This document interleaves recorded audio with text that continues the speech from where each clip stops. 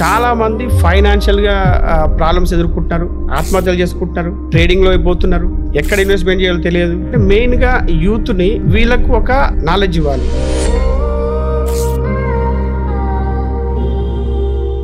ఈరోజు మనతోని ఒక గెస్ట్ ఉన్నారనమాట. ఆల్మోస్ట్ 3 years నుంచి ఈ ఫైనాన్షియల్ ఎడ్యుకేషన్ అనేది చేస్తున్నారు. Social media through millions of views అనేది జనరేట్ చేసుకుంటూ ఈరోజు చాలామందికి కొన్ని మిత్స్ అపోహాలు ఉండడం ద్వారా, ఇంకోటి ప్రాపర్ నాలెడ్జ్ లేకపోవడం ద్వారా ఫైనాన్షియల్ ఫ్రీడమ్ అనేది పొందలేకపోతున్నారు. సొంతిల్లు కొనాలా లేదంటే రెంట్ ఇంట్లో ఉంటే మంచిదా? ఎలాన్ మస్క్ పాపులర్ డైలాగ్ ఒకటి చాలా మంది తెలియదు. అది rented house is an asset అన్నాడు ఆయన. ఒక 40 years తర్వాత అతనికి సొంతిల్లు అనేది కంపల్సరీ. 25 సంవత్సరాలకి ₹1,00,000 జీతం వస్తుంది. అక్కడ చూస్తే బ్యాంక్ అకౌంట్ ఓపెన్ చేయగానే ప్రీ అప్రూవ్డ్ హోమ్ లోన్ అని ఉంటుంది. ఎందుకంటే షో ఆఫ్ చేయాలన్నమాట. డబ్బులు అనేది సంపాదిస్తున్నారు కానీ ఇంట్లలో దాచుకుంటారు, లేదంటే గోల్డ్ కొంటారు, లేదంటే రియల్ ఎస్టేట్, లేదంటే ఫిక్స్డ్ డిపాజిట్ చేసుకుంటారు. కానీ ఎవరు కూడా స్టాక్ మార్కెట్లో ఇన్వెస్ట్మెంట్ అనేది చేయరు. స్టాక్ మార్కెట్ అంటే ఏదో అనుకుంటారు. మనం ఒక కంపెనీలో ఇప్పుడు మీరు యూనిక్లో మీరు డైరెక్ట్గా స్టార్ట్ చేశారు. ఇంకొక వ్యక్తి ఏంటంటే నాకు డైరెక్ట్గా ఇన్వెస్ట్ చేసే టైం లేదు, అంత నాలెడ్జ్ లేదు. నేనేం చేస్తానంటే వేణు కళ్యాణ్ గారిని చూసేసి గుడ్డిగా నమ్మేసి నేను యూనిక్ లైఫ్ టైంలో పెట్టుబడి పెడతాను, నేను నా పని నేను చేసుకుంటాను. ఎస్ బ్యాంక్ షేర్ కొన్నా నేను. అప్పుడు 450, 420 అట్లా ఉండదు దాని షేర్ వాల్యూ. కొన్ని రోజులకి ఏమైందంటే అది ఒక ₹250 అయింది. అంటే అప్పుడు ₹400 పెట్టి కొన్నవాడి పరిస్థితి ఏంటి? అసలు ఇన్సూరెన్స్ అనేది ఈ మధ్యకాలంలో వెహికల్ అనేది మ్యాండేటరీ అయిపోయింది కాబట్టి చాలా మంది తీసుకుంటున్నారు. ఇప్పుడు మనం బాగానే ఉన్నాం కదా, నేను బాగానే ఉన్నాను కదా, నాకు 25 సంవత్సరం నాకు ఇప్పుడు ఏమొస్తాయి? నేను పోతే డబ్బులు వస్తే ఎవరికి కావాలనుకుంటాను. ఒక ఫ్యామిలీ, ఒక రెస్పాన్సిబుల్ పర్సన్ ఉంటే మాత్రం అతను ఖచ్చితంగా తీసుకుంటాడు. ధనవంతులు చాలా మంది ట్యాక్స్ అనేది పే చేయాలంటుంటారు. అంటే ముఖేష్ అంబానీ 4% ట్యాక్స్ కడతాడు, ఒక ఎంప్లాయ్ ఏమో 30% ట్యాక్స్ కడతాడు. ఇది ఎంతవరకు న్యాయం అని చెప్పేసి కొంతమంది వీడియోలు పెడుతుంటారు, ప్రొఫెసర్లు పెడుతుంటారు, లేకపోతే ఇంకా ఏదో చెప్తుంటారు. ప్రాబ్లం ఏంటంటే ముఖేష్ అంబానీ ట్యాక్స్ ప్లానింగ్ చేశాడు కాబట్టి 4% కడుతున్నాడు. మనం ట్యాక్స్ ప్లానింగ్ చేయట్లేదు కాబట్టి మనం 30% కడుతున్నాం. ఒక ఎంప్లాయీ అనేవాడు ట్యాక్స్ ప్లానింగ్ ఎంత చేసినా కూడా ఒక లెవెల్ వరకే చేయగలుగుతాడు, ఇంకా దాన్ని మించి చేయలేరు. ట్యాక్స్ అనేవి ఎవరికైనా కూడా బిజినెస్ చేసేవాడికి అనుకూలంగానే ఉంటాయి. ఏ దేశానికి వెళ్ళినా కూడా ఎంప్లాయీకి అనుకూలంగా అస్సలు ఉండవు. నా ఫైనాన్షియల్ ఇండిసిప్లిన్ వల్ల, నేను సరైన ఇన్వెస్ట్మెంట్ చేయకపోవడం వల్ల నేను ఫైనాన్షియల్గా ఎదురు దెబ్బతిన్నాను. జీరో కూడా కాదు, మైనస్లోకి వెళ్ళిపోయాను నేను. ఇల్లు, కారు ఇవన్నీ అమ్ముకోవాల్సిన పరిస్థితి వచ్చింది. మీరు అన్నీ కోల్పోయిన తర్వాత కూడా జీరో నుండి మీ జీవితాన్ని స్టార్ట్ చేయొచ్చు అని.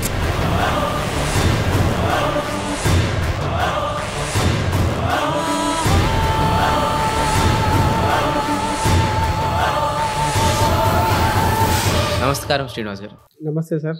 Thank you first of all మీరు కూడా మాకు టైం ఇచ్చినందుకు. ఎందుకంటే ఈ పాడ్కాస్ట్ ద్వారా నిజంగా చెప్తున్నాను, చాలామంది ఫైనాన్షియల్గా ఏదైతే ఫ్రీగా అవ్వబోతున్నారో, ఏదైతే ఫైనాన్షియల్గా గ్రో అవ్వబోతున్నారో ఆ సంతోషము అది మామూలుగా ఉంటుంది. మీకు కావచ్చు, నాకు కావచ్చు. అది నేను కూడా మీకు థ్యాంక్స్ చెప్పుకోవాలి సార్. ఎందుకంటే మీరు నన్ను ఆఫీస్కి ఇన్వైట్ చేసినందుకు. పైగా మీరు కూడా ఆల్రెడీ ఎన్నో లక్షల మందిని ఇన్స్పైర్ చేస్తున్నారు, మోటివేట్ చేస్తున్నారు, ఎంతో మంది లైఫ్ను మారుస్తున్నారు. ఆ ప్రయత్నంలో భాగంగా నన్ను పిలిచారు. నేను కూడా సాధ్యమైనంత మీకు ఇది చేసే ప్రయత్నం చేస్తాను. తప్పకుండా అండి. ఎందుకంటే మీలాంటి వాళ్ళు, ఇప్పుడు నేను ఒక నాలెడ్జ్ ఇస్తున్నాను, నేనే కాకుండా మీలాంటి వాళ్ళ ఎక్స్పర్ట్స్ని కూడా తీసుకొచ్చి, ఒక్కొక్క జోనర్లో ఎక్స్పర్ట్ ఎవరు ఉన్నారు వాళ్ళని కూడా తీసుకొచ్చి వాళ్ళతో కూడా నాలెడ్జ్ ఇప్పిస్తే ఇంకా చాలా బాగుంటుంది అని చెప్పేసి ఈ పాడ్కాస్ట్ సిరీస్ స్టార్ట్ చేస్తాం. సో శ్రీనివాస్ గారు, ఈ తెలుగు అసెట్స్ అనేది మీరు సోషల్ మీడియా క్రియేట్ చేసి ఫైనాన్షియల్ నాలెడ్జ్ ఇస్తున్నారు కదా. సో దీనికన్నా ముందు అసలు ఈ ఫైనాన్షియల్ నాలెడ్జ్ ఇవ్వాలని ఎందుకు మీకు అనిపించింది? దీనికన్నా ముందు అసలు మీ బ్యాక్గ్రౌండ్ ఏంది? యాక్చువల్గా నేను ఫైనాన్స్ సంబంధించిన వ్యక్తిని కాను. బేసికల్గా నేను ఇంజనీర్. యాక్చువల్గా నేను సిరామిక్ ఇంజనీర్ని. ఒక 15-20 సంవత్సరాలు నేను జాబ్ కూడా చేశాను అనమాట. అయితే ఈ ఫైనాన్స్లోకి నేను ఎందుకు వచ్చాను అంటే బేసికల్గా నాకు చదవడం ఇష్టం, బుక్స్ చదవడం ఇష్టం. పైగా నేను ఈ ఎండమూరి గారి బుక్స్ కానీ ఇవన్నీ బాగా చదివేవాడిని. చిన్నప్పుడు మా ఫాదరు బుక్స్ తెస్తుండేవారు, నవలలు అప్పట్లో బాగా ఫేమస్ అనమాట. సో ఆయన 5-6 గంటలు చదివితే నేను 2-3 గంటల్లోనే పుస్తకాలు చదివేవాడిని. అదొక హ్యాబిట్ అనేది ఉంది, అదొక పార్ట్. ఈ లోపల నేను పాలిటెక్నిక్ చేయడము, ఆ తర్వాత బీటెక్ చేయడము, ఆ తర్వాత ఎంబీఏ చదవడము, ఆ తర్వాత జాబ్ చేస్తూ ఉన్నాను అనమాట. అయితే జాబ్ చేస్తూ ఉన్నప్పుడు ఏమైందంటే ఒక సూపర్వైజర్ స్థాయి నుండి ఒక జిఎం స్థాయికి వెళ్ళాను నేను. చెప్పాలంటే అల్ట్రాటెక్ సిమెంట్ లాంటి కంపెనీకి నేను జిఎంగా చేశాను. అయితే ఈ క్రమంలో ఏమైందంటే నాకు దాదాపు 5 అంకెల శాలరీ ఉండేది అప్పట్లోనే. ఆ శాలరీ మంచి శాలరీ వస్తుండేది, మంచి ఫెసిలిటీస్ ఉండేది, కారు, తర్వాత కంపెనీ అకామిడేషన్ ఇలాంటి అన్నీ ఉండేది అనమాట. కాకపోతే నా ఫైనాన్షియల్ ఇండిసిప్లిన్ వల్ల, నేను సరైన ఇన్వెస్ట్మెంట్ చేయకపోవడం వల్ల నేను ఫైనాన్షియల్గా ఎదురు దెబ్బతిన్నాను అనమాట. జీరో కూడా కాదు, మైనస్లోకి వెళ్ళిపోయాను నేను. సో ఈ మైనస్లోకి వెళ్ళిపోయిన తర్వాత ఒకనొక టైంలో ఏమైందంటే ఇల్లు, కారు ఇవన్నీ అమ్ముకోవాల్సిన పరిస్థితి వచ్చింది. ఆ తర్వాత నేను ఏం చేశానంటే, సరే ఇంకా మళ్ళీ అదే ఎండమూరి గారి మాట ఒకటి నాకు ఎప్పుడు గుర్తుకొస్తుంటాయి అనమాట. మీరు అన్నీ కోల్పోయిన తర్వాత కూడా జీరో నుండి మీ జీవితాన్ని స్టార్ట్ చేయొచ్చు అని ఆయన ఏదో పుస్తకంలో రాశారనమాట. అది నాకు బాగా బలంగా నాటుకుపోయింది. సరే ఆ తర్వాత ఏం చేశానంటే, మళ్ళీ మేము ఫ్యామిలీతో కలిసి నాసిక్కి వెళ్ళి అక్కడ నాకు ఇంజనీరింగ్ బ్యాక్గ్రౌండ్ ఉంది, ఎక్స్పీరియన్స్ ఉంది, టాలెంట్ ఉంది కాబట్టి మళ్ళీ ఒక జాబ్ చేయడం స్టార్ట్ చేశాను. ఆ తర్వాత నేను మళ్ళీ స్ట్రాటజికల్గా అంటే ఈ 15-20 సంవత్సరాల్లో కోల్పోయింది ఒక 4-5 సంవత్సరాల్లోనే నేను దాన్ని ఒక స్ట్రాటజికల్గా ప్లాన్ చేయడము, ఇన్వెస్ట్మెంట్ చేయడము, ఇలా చేసి నేను అప్పులు తీర్చుకోవడంతో పాటు నేను ఒక ఫైనాన్షియల్ ఫ్రీడమ్ స్థాయికి ఎదిగాను అనమాట. ఇదే సమయంలో ఏమైందంటే మనకి కరోనా లాక్డౌన్ వచ్చింది ఒక 1 మంత్. ఆ టైంలో ఏం చేశానంటే నేను సరే ఇప్పుడు జీవితంలో మొదటిసారి నాకు ఒక నెల రోజుల గ్యాప్ దొరికింది. ఎందుకంటే మా కంపెనీస్లో ఎలా ఉండేదంటే, నేను చేసిన కంపెనీస్ అని కూడా 24/7 365 డేస్ నడిచే కంపెనీలు. సంక్రాంతి రోజే నడవాల్సిందే, ఈవెన్ దసరా రోజు నడవాల్సిందే. ఎందుకు అంటే అవి కంటిన్యూస్ ప్రాసెస్ ఇండస్ట్రీ అనమాట. మీకు తెలిసే ఉంటుంది. మామూలుగా పొద్దునుంచి సాయంత్రం వేసేసి నైటు బంద్ చేసే కంపెనీలు కావన్నమాట అవి. సో అలాంటి టైంలో నాకు కరోనా అనేది ఒక అవకాశంగా దొరికిందనమాట. సరే నేను ఎలాగూ కొంత నాకు ఎక్స్పీరియన్స్ ఉంది ఫైనాన్స్ పట్ల, పైగా ఎక్స్పీరియన్సే కాదు, ఈ రాబర్ట్ కియోసాకి పుస్తకాలు చదవడం, తర్వాత ఎండమూరి గారి పుస్తకాలు చదవడము, ఇంకా ఇవన్నీ ఏంటంటే ఎప్పుడైతే పడ్డవాడే యాక్చువల్గా ఇవన్నీ బాగా అబ్జర్వ్ చేస్తాడు, బాగా చదువుతాడు. మళ్ళీ మీలాంటి వారి వీడియోలు చూడడము, ఈ మోటివేషన్ వీడియోస్ చూడడము, అలాగనే ఫైనాన్స్ సంబంధించిన వీడియోలు చూడడం, మంచి మంచి వీడియోలు అనమాట. సో ఇవన్నీ ఎక్స్పీరియన్స్ ఉంది నాకు, నా పర్సనల్ ఎక్స్పీరియన్సే ఉంది. సో వీటిని జనాలకి అందించాలి, వాళ్ళకు కూడా ఒక సర్వీస్ ఇవ్వాలి. సో నాలాంటి వాళ్ళు చాలామంది ఉన్నారు కదా, ఎందుకంటే నేను కూడా చూస్తున్నాను, నా ఫ్రెండ్స్ కావచ్చు, బంధువులు కావచ్చు, చాలామంది ఫైనాన్షియల్గా ప్రాబ్లమ్స్ ఎదుర్కొంటున్నారు, ఆత్మహత్యలు చేసుకుంటున్నారు, ట్రేడింగ్లో అయిపోతున్నారు, ఎక్కడ ఇన్వెస్ట్మెంట్ చేయాలో తెలియదు, ఎవరో అమ్మ నాన్న అమ్మమ్మలు చెప్పారని చెప్పేసి చిట్స్లో ఇన్వెస్ట్ చేస్తారు. అంటే ఇలాంటివంటే ఎక్కడ ఇన్వెస్ట్ చేయాలి ఏంది అనేది వాళ్ళకి తెలియదు.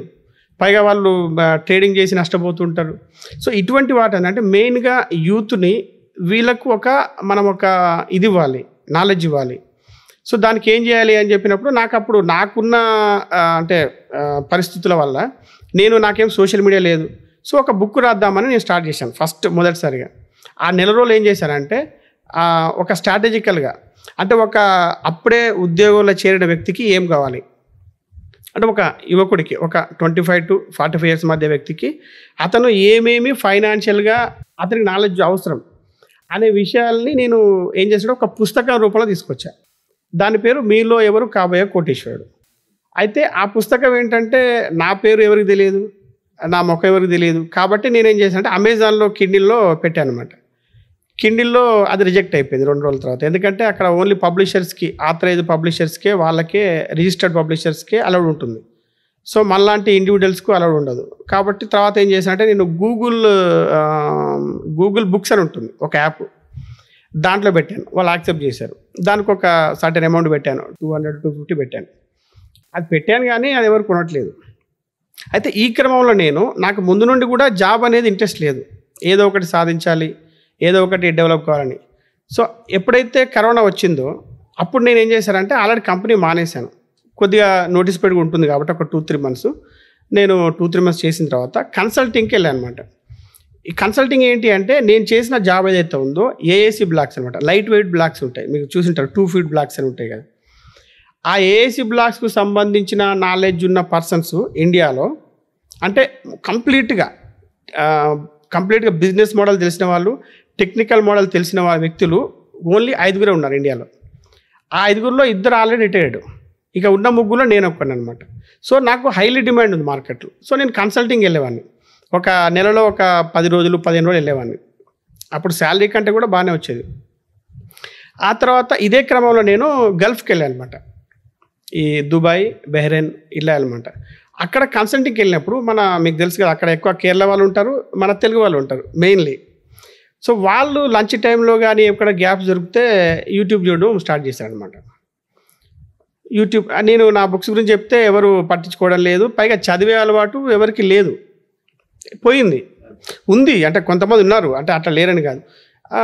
అది సరే, అంటే ఎక్కువ మంది చూసే మీడియం ఇది ఉంది, మనమేమో బుక్ రాసి కూర్చున్నాము, అది ఎవరు చదవట్లేదు కాబట్టి సరే మనం ఒక సోషల్ మీడియా స్టార్ట్ చేద్దాంలే అనుకొని ఇండియాకి రాగానే నేను పైగా ఇంకోటి మనకు కెమెరా ఏంటో తెలియదు, మైక్ ఏంటో తెలియదు, ఏమీ తెలియదు అనమాట. తర్వాత అదే యూట్యూబ్ వీడియోలు చూసి, అంటే ఇప్పుడు ఒకటి ఏంటంటే మనం ఒక ప్రొఫెషన్లో ఒక స్థాయికి వచ్చిన తర్వాత మనం ఏదైనా ఈజీగా నేర్చుకోవచ్చు. ఓన్లీ థింగ్ ఏంటంటే ఒక లాజిక్ తెలియాలి. ఈవెన్ ఫైనాన్స్ అయినా కావచ్చు, ఈవెన్ ఇంజనీరింగ్ అయినా కావచ్చు, ఎనీ ఫీల్డ్ ఏదైనా కూడా మనకి ఇంట్రెస్ట్ ఉంటే ఏదైనా కూడా నాకు తెలిసి ఒక 1 monthలో నేర్చుకోవచ్చు ఇప్పుడున్న పరిస్థితుల్లో. సో అట్లా నేను యూట్యూబ్ ఛానల్ కూడా యూట్యూబ్ చేసే నేర్చుకున్నాను. సో అలా నేను మెల్లగా వీడియోలు స్టార్ట్ చేశాను. ఒక 4-5 వీడియోలు అయిన తర్వాత అంటే కొద్దిగా దాంట్లోనే అనలైజ్ చేసేవాను, అసలు ఏది చూస్తున్నారు, ఏది చూడట్లేదు. ఆ తర్వాత మీరు కూడా కొన్ని ఏదో వీడియో యూట్యూబ్ గురించి కొంచెం సజెషన్స్ ఇచ్చారు. నాకు అది బాగా గుర్తు. మీరు ఏదో కొన్ని మంచి టిప్స్ ఇచ్చారనమాట. అట్లనే ప్రతి ఒక్కరి దగ్గర నుంచి నేను ఇప్పుడు తీసుకున్నాను టిప్స్ అన్నీ కూడా. అవి అన్నీ తీసుకున్న తర్వాత మెల్లమెల్లగా తర్వాత జనాలు ఏది చూస్తున్నారు దాన్ని బట్టి చూసేసి మెల్లగా నాది 5వ వీడియోనో 6వ వీడియోనో మార్వాడీల గురించి చేశాను అనమాట. నాకు మార్వాడీలతో ఏంటంటే మార్వాడీలు గుజరాత్తో దాదాపు ఒక 10 years అసోసియేషన్ ఉంది కంపెనీస్లో. నేను ఎక్కువ చేసింది కూడా వాళ్ళ కంపెనీస్లో అనమాట. పైగా నేను ఏంటంటే కంపెనీ హెడ్గా ఉన్నాను కాబట్టి నాది డైరెక్ట్ రిపోర్టింగ్ వాళ్ళకే, వాళ్ళతో పాటు కలిసి పనిచేసేది.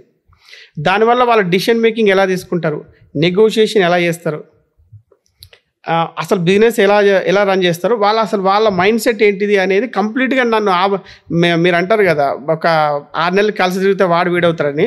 సో నేను 10 సంవత్సరాలు వాళ్ళతో కలిసి తిరిగాను కాబట్టి ఆ మైండ్ సెట్ నాకు వచ్చేసింది అనమాట. సో దానివల్ల ఆ వీడియో బాగా, అంటే నేను క్లోజ్గా ప్రాక్టికల్గా చెప్పాను కాబట్టి ఆ వీడియో వైరల్ అయిపోయింది. వితిన్ 1 weekలో 50,000 మంది వచ్చారు. ఇక ఆ తర్వాత వెనక్కి తిరిగి చూడలేదు. ఇది నా యూట్యూబ్ జర్నీ అనమాట. చాలా గ్రేట్, చాలా బాగుంది. అయితే ఫైనాన్షియల్ రిలేటెడ్ చాలా గ్రౌండ్ వర్క్ చేశారు కాబట్టి మీకు అడగడానికి మా టీము మేము చాలా రీసెర్చ్ చేసాం. ఎందుకంటే ఈరోజు చాలామందికి కొన్ని మిత్స్ అపోహాలు ఉండడం ద్వారా, ఇంకోటి ప్రాపర్ నాలెడ్జ్ లేకపోవడం ద్వారా ఫైనాన్షియల్ ఫ్రీడమ్ అనేది పొందలేకపోతున్నారు. సో ఒకటి కూడా మిస్ కావద్దు అని చెప్పేసి మంచిగా క్వశ్చనరీ కూడా ప్రిపేర్ చేశాను. సో మీరు కూడా అందరూ కూడా జాగ్రత్తగా వినాలి.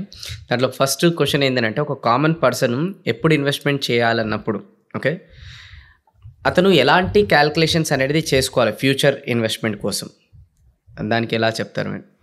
ఒక కామన్ పర్సన్స్ ఎలాంటి ఇన్వెస్ట్మెంట్ చేయాలి, యాక్చువల్గా ఏదైనా ఇన్వెస్ట్మెంట్ చేయాలన్నప్పుడు క్యాల్కులేషన్స్ చేసుకోవాలి కదా. క్యాల్కులేషన్స్ ఏంటి అంటే ఇప్పుడు యాక్చువల్గా ప్రతి ఒక్క వ్యక్తికి ఒక గోల్ ఉంటుంది. ఓకే, ఇప్పుడు మీరు ఒక ఛానల్ నడుపుతున్నారు లేదా మీరు ఒక ట్రైనింగ్ ఇస్తున్నట్టు దానికి ఒక గోల్ ఉంటుంది.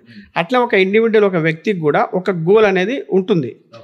ఒక రిటైర్మెంట్ గోల్ కావచ్చు, లేదంటే ఒక ఇల్లు కట్టుకోవడం ఒక గోల్, పిల్లల పెళ్లి చేయడం ఒక గోల్, తర్వాత ఒక బిజినెస్, నేను ఒక 10 సంవత్సరాల తర్వాత బిజినెస్ స్టార్ట్ చేస్తాను అనేది ఒక గోల్. ఎంతనా ఒక బ్యాంక్ బ్యాలెన్స్ ఉండాలి అల్టిమేట్గా అనేది గోల్. లేదంటే ఒక నెంబర్, అంటే ఇప్పుడు 5 అంటారు కదా, నేను ఒక 10 కోట్లు సంపాదించాలి, ఇది ఒక గోల్. సో ఈ గోల్కు తగ్గట్టు నా ఇన్కమ్ ఎంత ఉంది, దాంట్లో నేను ఎంత ఇన్వెస్ట్ చేస్తే నేను ఆ గోల్ చేరుకోగలుగుతాను. సో ఆ ఇన్వెస్ట్మెంట్ ఎక్కడ పెట్టాలి, దాన్ని అంటే మన గోల్ను బట్టే మనము విజయవాడ వెళ్ళాలి. సో నేను విజయవాడ వెళ్ళాలి అన్నప్పుడు నేను ఎట్లా వెళ్ళాలి, వయా సూర్యాపేట వెళ్ళాలా లేకపోతే వయా వరంగల్ వెళ్ళాలా అనేది, అంటే నా గోల్ విజయవాడ చేరుకోవడం అన్నప్పుడు నేను దాన్ని అది నాకు తెలియాలి. అంటే నా దగ్గర నాకు కారు ఉందా లేకపోతే నాకు బైక్ ఉందా. బైక్ ఉందనుకోండి హైవే మీద పోనక్కర్లేదు, ఇంకా షార్ట్ కట్స్లో వెళ్ళొచ్చు. కారు ఉందనుకోండి హైవే మీద వెళ్ళొచ్చు. బెంజ్ కారు ఉందనుకోండి దాంట్లో సేఫ్టీగా వెళ్ళొచ్చు. సో ఇలా అనమాట. సో అది అంటే మనకు ఒక ఇన్వెస్ట్మెంట్ మనం ఏమి చేయాలి అనేది దేని మీద డిపెండ్ అయి ఉంటుంది అంటే మనకు ఒక గోల్ మీద డిపెండ్ అయి ఉంటుంది. గోల్ లేకపోతే ఇన్వెస్ట్మెంట్ లేదు. సో చాలామంది ఎందుకు ఇన్వెస్ట్ చేయరు అంటే వాళ్ళకు ఒక గోల్ లేదనమాట. గోల్ ఉన్నవాడే ఇన్వెస్ట్ చేస్తాడు, గోల్ ఉన్నవాడే పని చేస్తాడు, గోల్ ఉన్నవాడే ఉరుకులు పరుగులు పెడతాడు.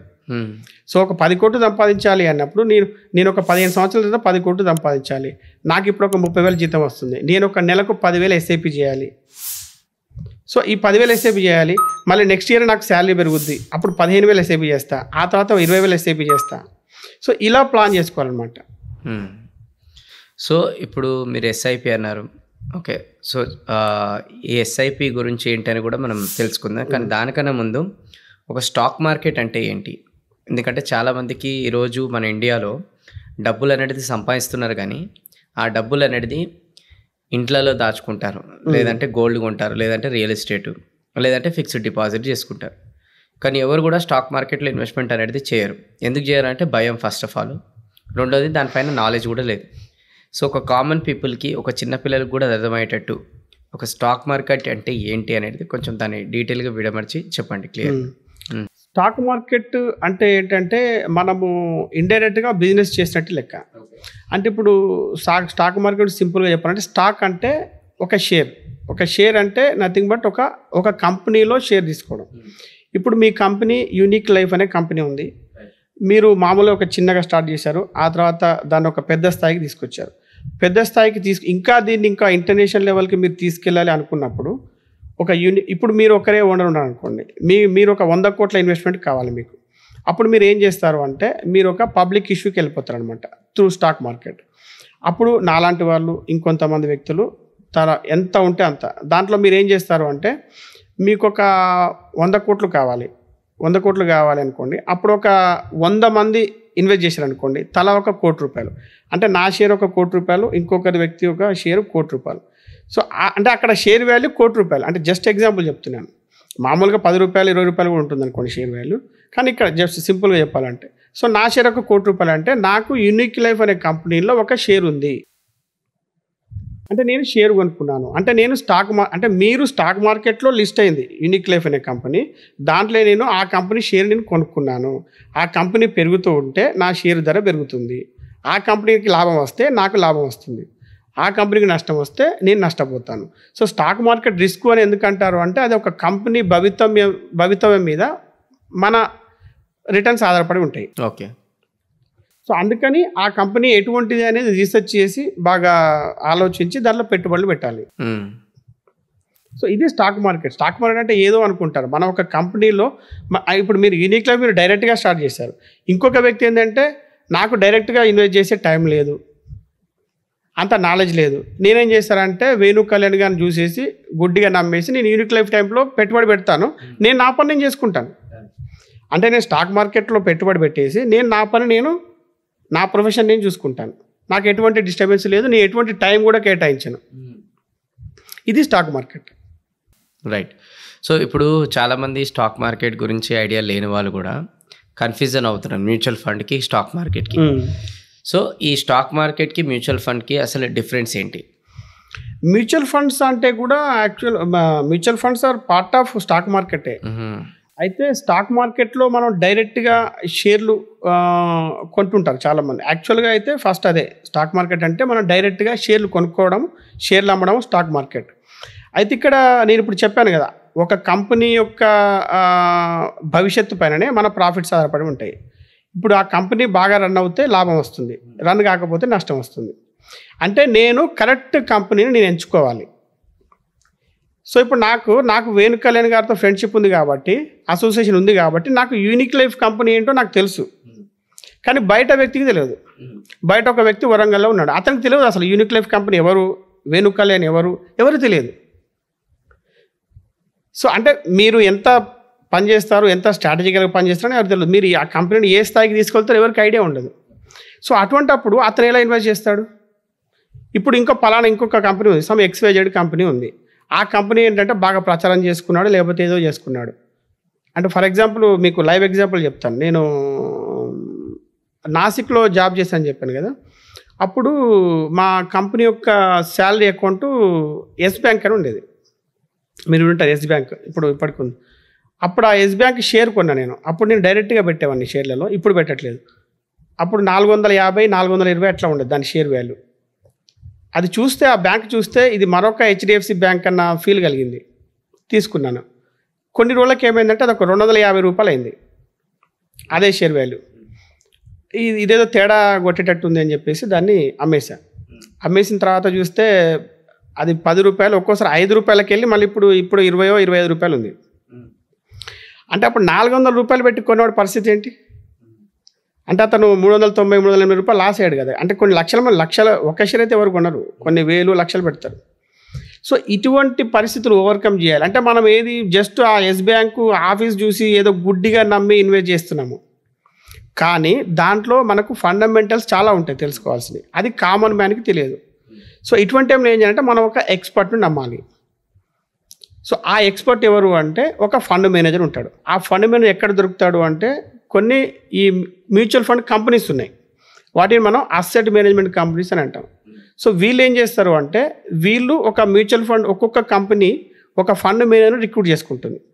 ఆ ఫండ్ మేనేజర్ పని ఏంటి అంటే ఒక ఫండ్ ఏర్పాటు చేయడం.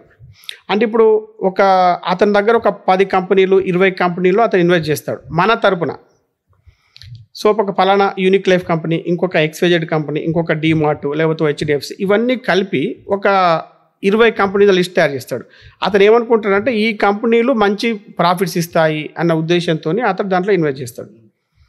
మనం ఆ ఫండ్ మేనేజర్ని నమ్మి మనం డబ్బులు పెడతాం. ఆ ఫండ్ మేనేజర్ ఎట్లాగో మనకు మధ్యలో ఒక వ్యక్తి ఉన్నాడు కాబట్టి అతనికి మనం కొంత 0.5% 1% మనం అతనికి ఎక్స్పెన్స్ రేషియో రూపంలో, ఖర్చుల రూపంలో ఇస్తాం. అంటే మనం ఒక 100 రూపాయలు మ్యూచువల్ ఫండ్లో ఇన్వెస్ట్ చేస్తే, సపోజ్ షేర్ మార్కెట్లో 100 రూపాయలు ఇన్వెస్ట్ చేస్తే 100కి 100 మనకి షేర్ వస్తుంది. కానీ మ్యూచువల్ ఫండ్ ఇన్వెస్ట్ చేస్తే మీరు ఏ మూమెంట్ అయితే ఇన్వెస్ట్ చేస్తారో 99 రూపాయలు ఇన్వెస్ట్ అవుతాయి, 1 రూపీ వెళ్ళిపోద్ది ఫండ్కి ఆల్రెడీ. సో అంటే మన తరపున ఒక వ్యక్తి మనకు ఉంటే, అయితే చాలామంది ఏమనుకుంటారంటే ఈ 0.5% 1% మధ్యలో ఒకటి తింటున్నాడు కదా, మనకు దాంట్లో స్టాక్ మార్కెట్లో డైరెక్ట్ రిటర్న్స్ బాగా వస్తాయి కదా అనుకుంటారు. కానీ ఇక్కడ 1% చూసుకుంటారు, కానీ అతను మీకు 10% 15% ఎక్కువ రిటర్న్స్ ఇవ్వచ్చు. స్టాక్ మార్కెట్లో ఇప్పుడు నేను ఎస్ బ్యాంక్ కొన్నాను. సపోజ్ ఇదే ఎస్ బ్యాంక్ షేర్ కనుక మ్యూచువల్ ఫండ్లో ఉందనుకోండి, ఆ ఫండ్ మీద ఏం చేస్తాడు, అతనికి తెలిసిపోద్ది 400 నుంచి 410 రాగానే ఇదేదో తేడా ఉంది, దీంట్లో ఈ కంపెనీలో ఇటువంటి ప్రాబ్లమ్స్ ఉన్నాయి, తర్వాత అక్కడ మేనేజ్మెంట్ ఎలా ఉంది, ప్లస్ దాంట్లో కొన్ని టెక్నికల్ ఇష్యూస్ ఏమున్నాయి, ప్రాక్టికల్ ఇష్యూస్ ఏమున్నాయి, ఇలాంటివి తెలిసిపోతాయి అనమాట. సో ఇలాంటి ఇంటర్నల్ మ్యాటర్స్ అని వాళ్ళకి తెలిసినప్పుడు ఏం చేస్తారంటే దాన్ని తీసేసి ఇమీడియట్గా అతను వేరే కంపెనీది రీప్లేస్ చేస్తాడు. మనం ఆ పని చేయలేము. మన పనిలో ఉండి ఆ ఎస్ బ్యాంక్లో మేనేజ్మెంట్ ఏం చేస్తుందో ఎవరికి ఏం తెలుసు. సో ఇవన్నీ మనకు ఐడియా ఉండదు. ఇప్పుడు ఫర్ ఎగ్జాంపుల్ నేను ఒక సిమెంట్ కంపెనీలో పనిచేస్తుండేవాడిని. ఆ కంపెనీ షేర్ వాల్యూ చాలా బాగుండేది అనమాట, బయట చూడడానికి మంచి పేరు. కానీ నేను కంపెనీలో పనిచేస్తున్నప్పుడు ఆ కంపెనీ గురించి నాకు బాగా తెలుసు, ఆ కంపెనీ నడవదని నాకు తెలుసు. ఎందుకంటే ఆ కంపెనీ మొత్తం నా మీద డిపెండ్ అయి ఉండేది. అంటే ఒక శ్రీనివాస్ చీకటి వచ్చి ఆ కంపెనీని నడిపిస్తే నడుస్తుంది, ఇంకా పలానా XYZ వస్తే నడిపిస్తే నడవదు. ఎందుకు అంటే నేను నా టాలెంట్ మీద నడిపిస్తాను, నా అబ్జర్వేషన్ కావచ్చు, నా ఎక్స్పీరియన్స్ కావచ్చు. ఇంకా వేరే వ్యక్తి వచ్చాడనుకోండి, అది నడవదు.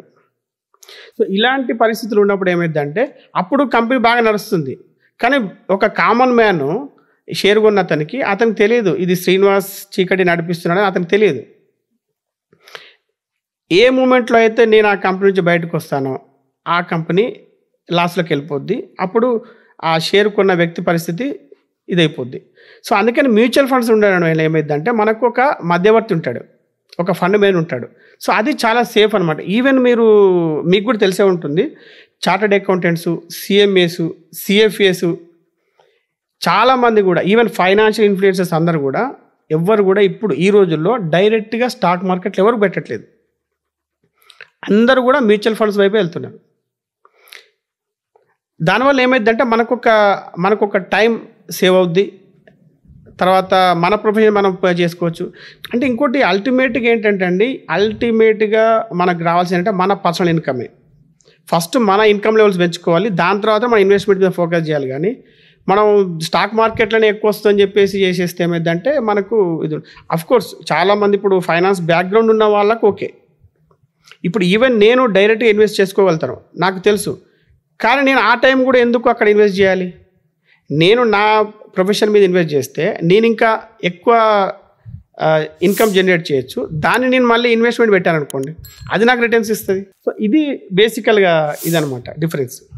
సో ఇప్పుడు మ్యూచువల్ ఫండ్లో ఇన్వెస్ట్మెంట్ చేయాలని చెప్పి ఈరోజు అవేర్నెస్ కూడా చాలా పెరిగింది. అవును సార్. లైక్ ధోని లాంటి వాళ్ళు కూడా, సచిన్ లాంటి వాళ్ళు కూడా వచ్చి యాడ్స్ కూడా ఇస్తున్నారు టీవీలో. సో కానీ చాలామందికి చేయాలని ఉంది.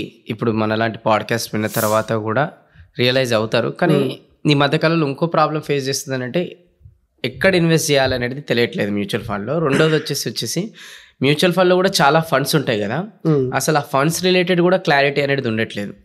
సో ఇప్పుడు కొంచెం క్లారిటీ ఇవ్వండి, అసలు మ్యూచువల్ ఫండ్ మ్యూచువల్ ఫండ్లో ఎలాంటి ఫండ్స్ ఉంటాయి అండ్ దాంట్లో మనం ఎక్కడ ఇన్వెస్ట్మెంట్ చేయాలి, ఏ సోర్స్ ద్వారా ఇన్వెస్ట్మెంట్ చేయాలి అండ్ దాన్ని మనం ఎట్లా ఫర్దర్ కూడా ట్రాక్ చేసుకుంటట్టు ఉండాలి. ఎందుకంటే చాలామందికి ఈ మధ్యకాలంలో ఇన్ఫ్లుయెన్సర్స్ ద్వారా మ్యూచువల్ ఫండ్ ఒక ఇంపార్టెన్స్ అర్థమవుతుంది. ఇప్పుడు కూడా అర్థమైంది మీరు చెప్పిన తర్వాత. నెక్స్ట్ ఏం చేయాలనేది చాలామందికి మిస్ అవుతుంది ఇక్కడ. అయితే మ్యూచువల్ ఫండ్స్లో ఏంటంటే మనకు బేసికల్గా రిస్క్ను బట్టి మనం ఫండ్స్ తీసుకోవాల్సి ఉంటుంది. ఓకే. అయితే మనము సబ్జెక్ట్లోకి వెళ్తే చాలా ఉంటాయి టైప్స్ ఆఫ్ సబ్జెక్ట్స్. ఓకే.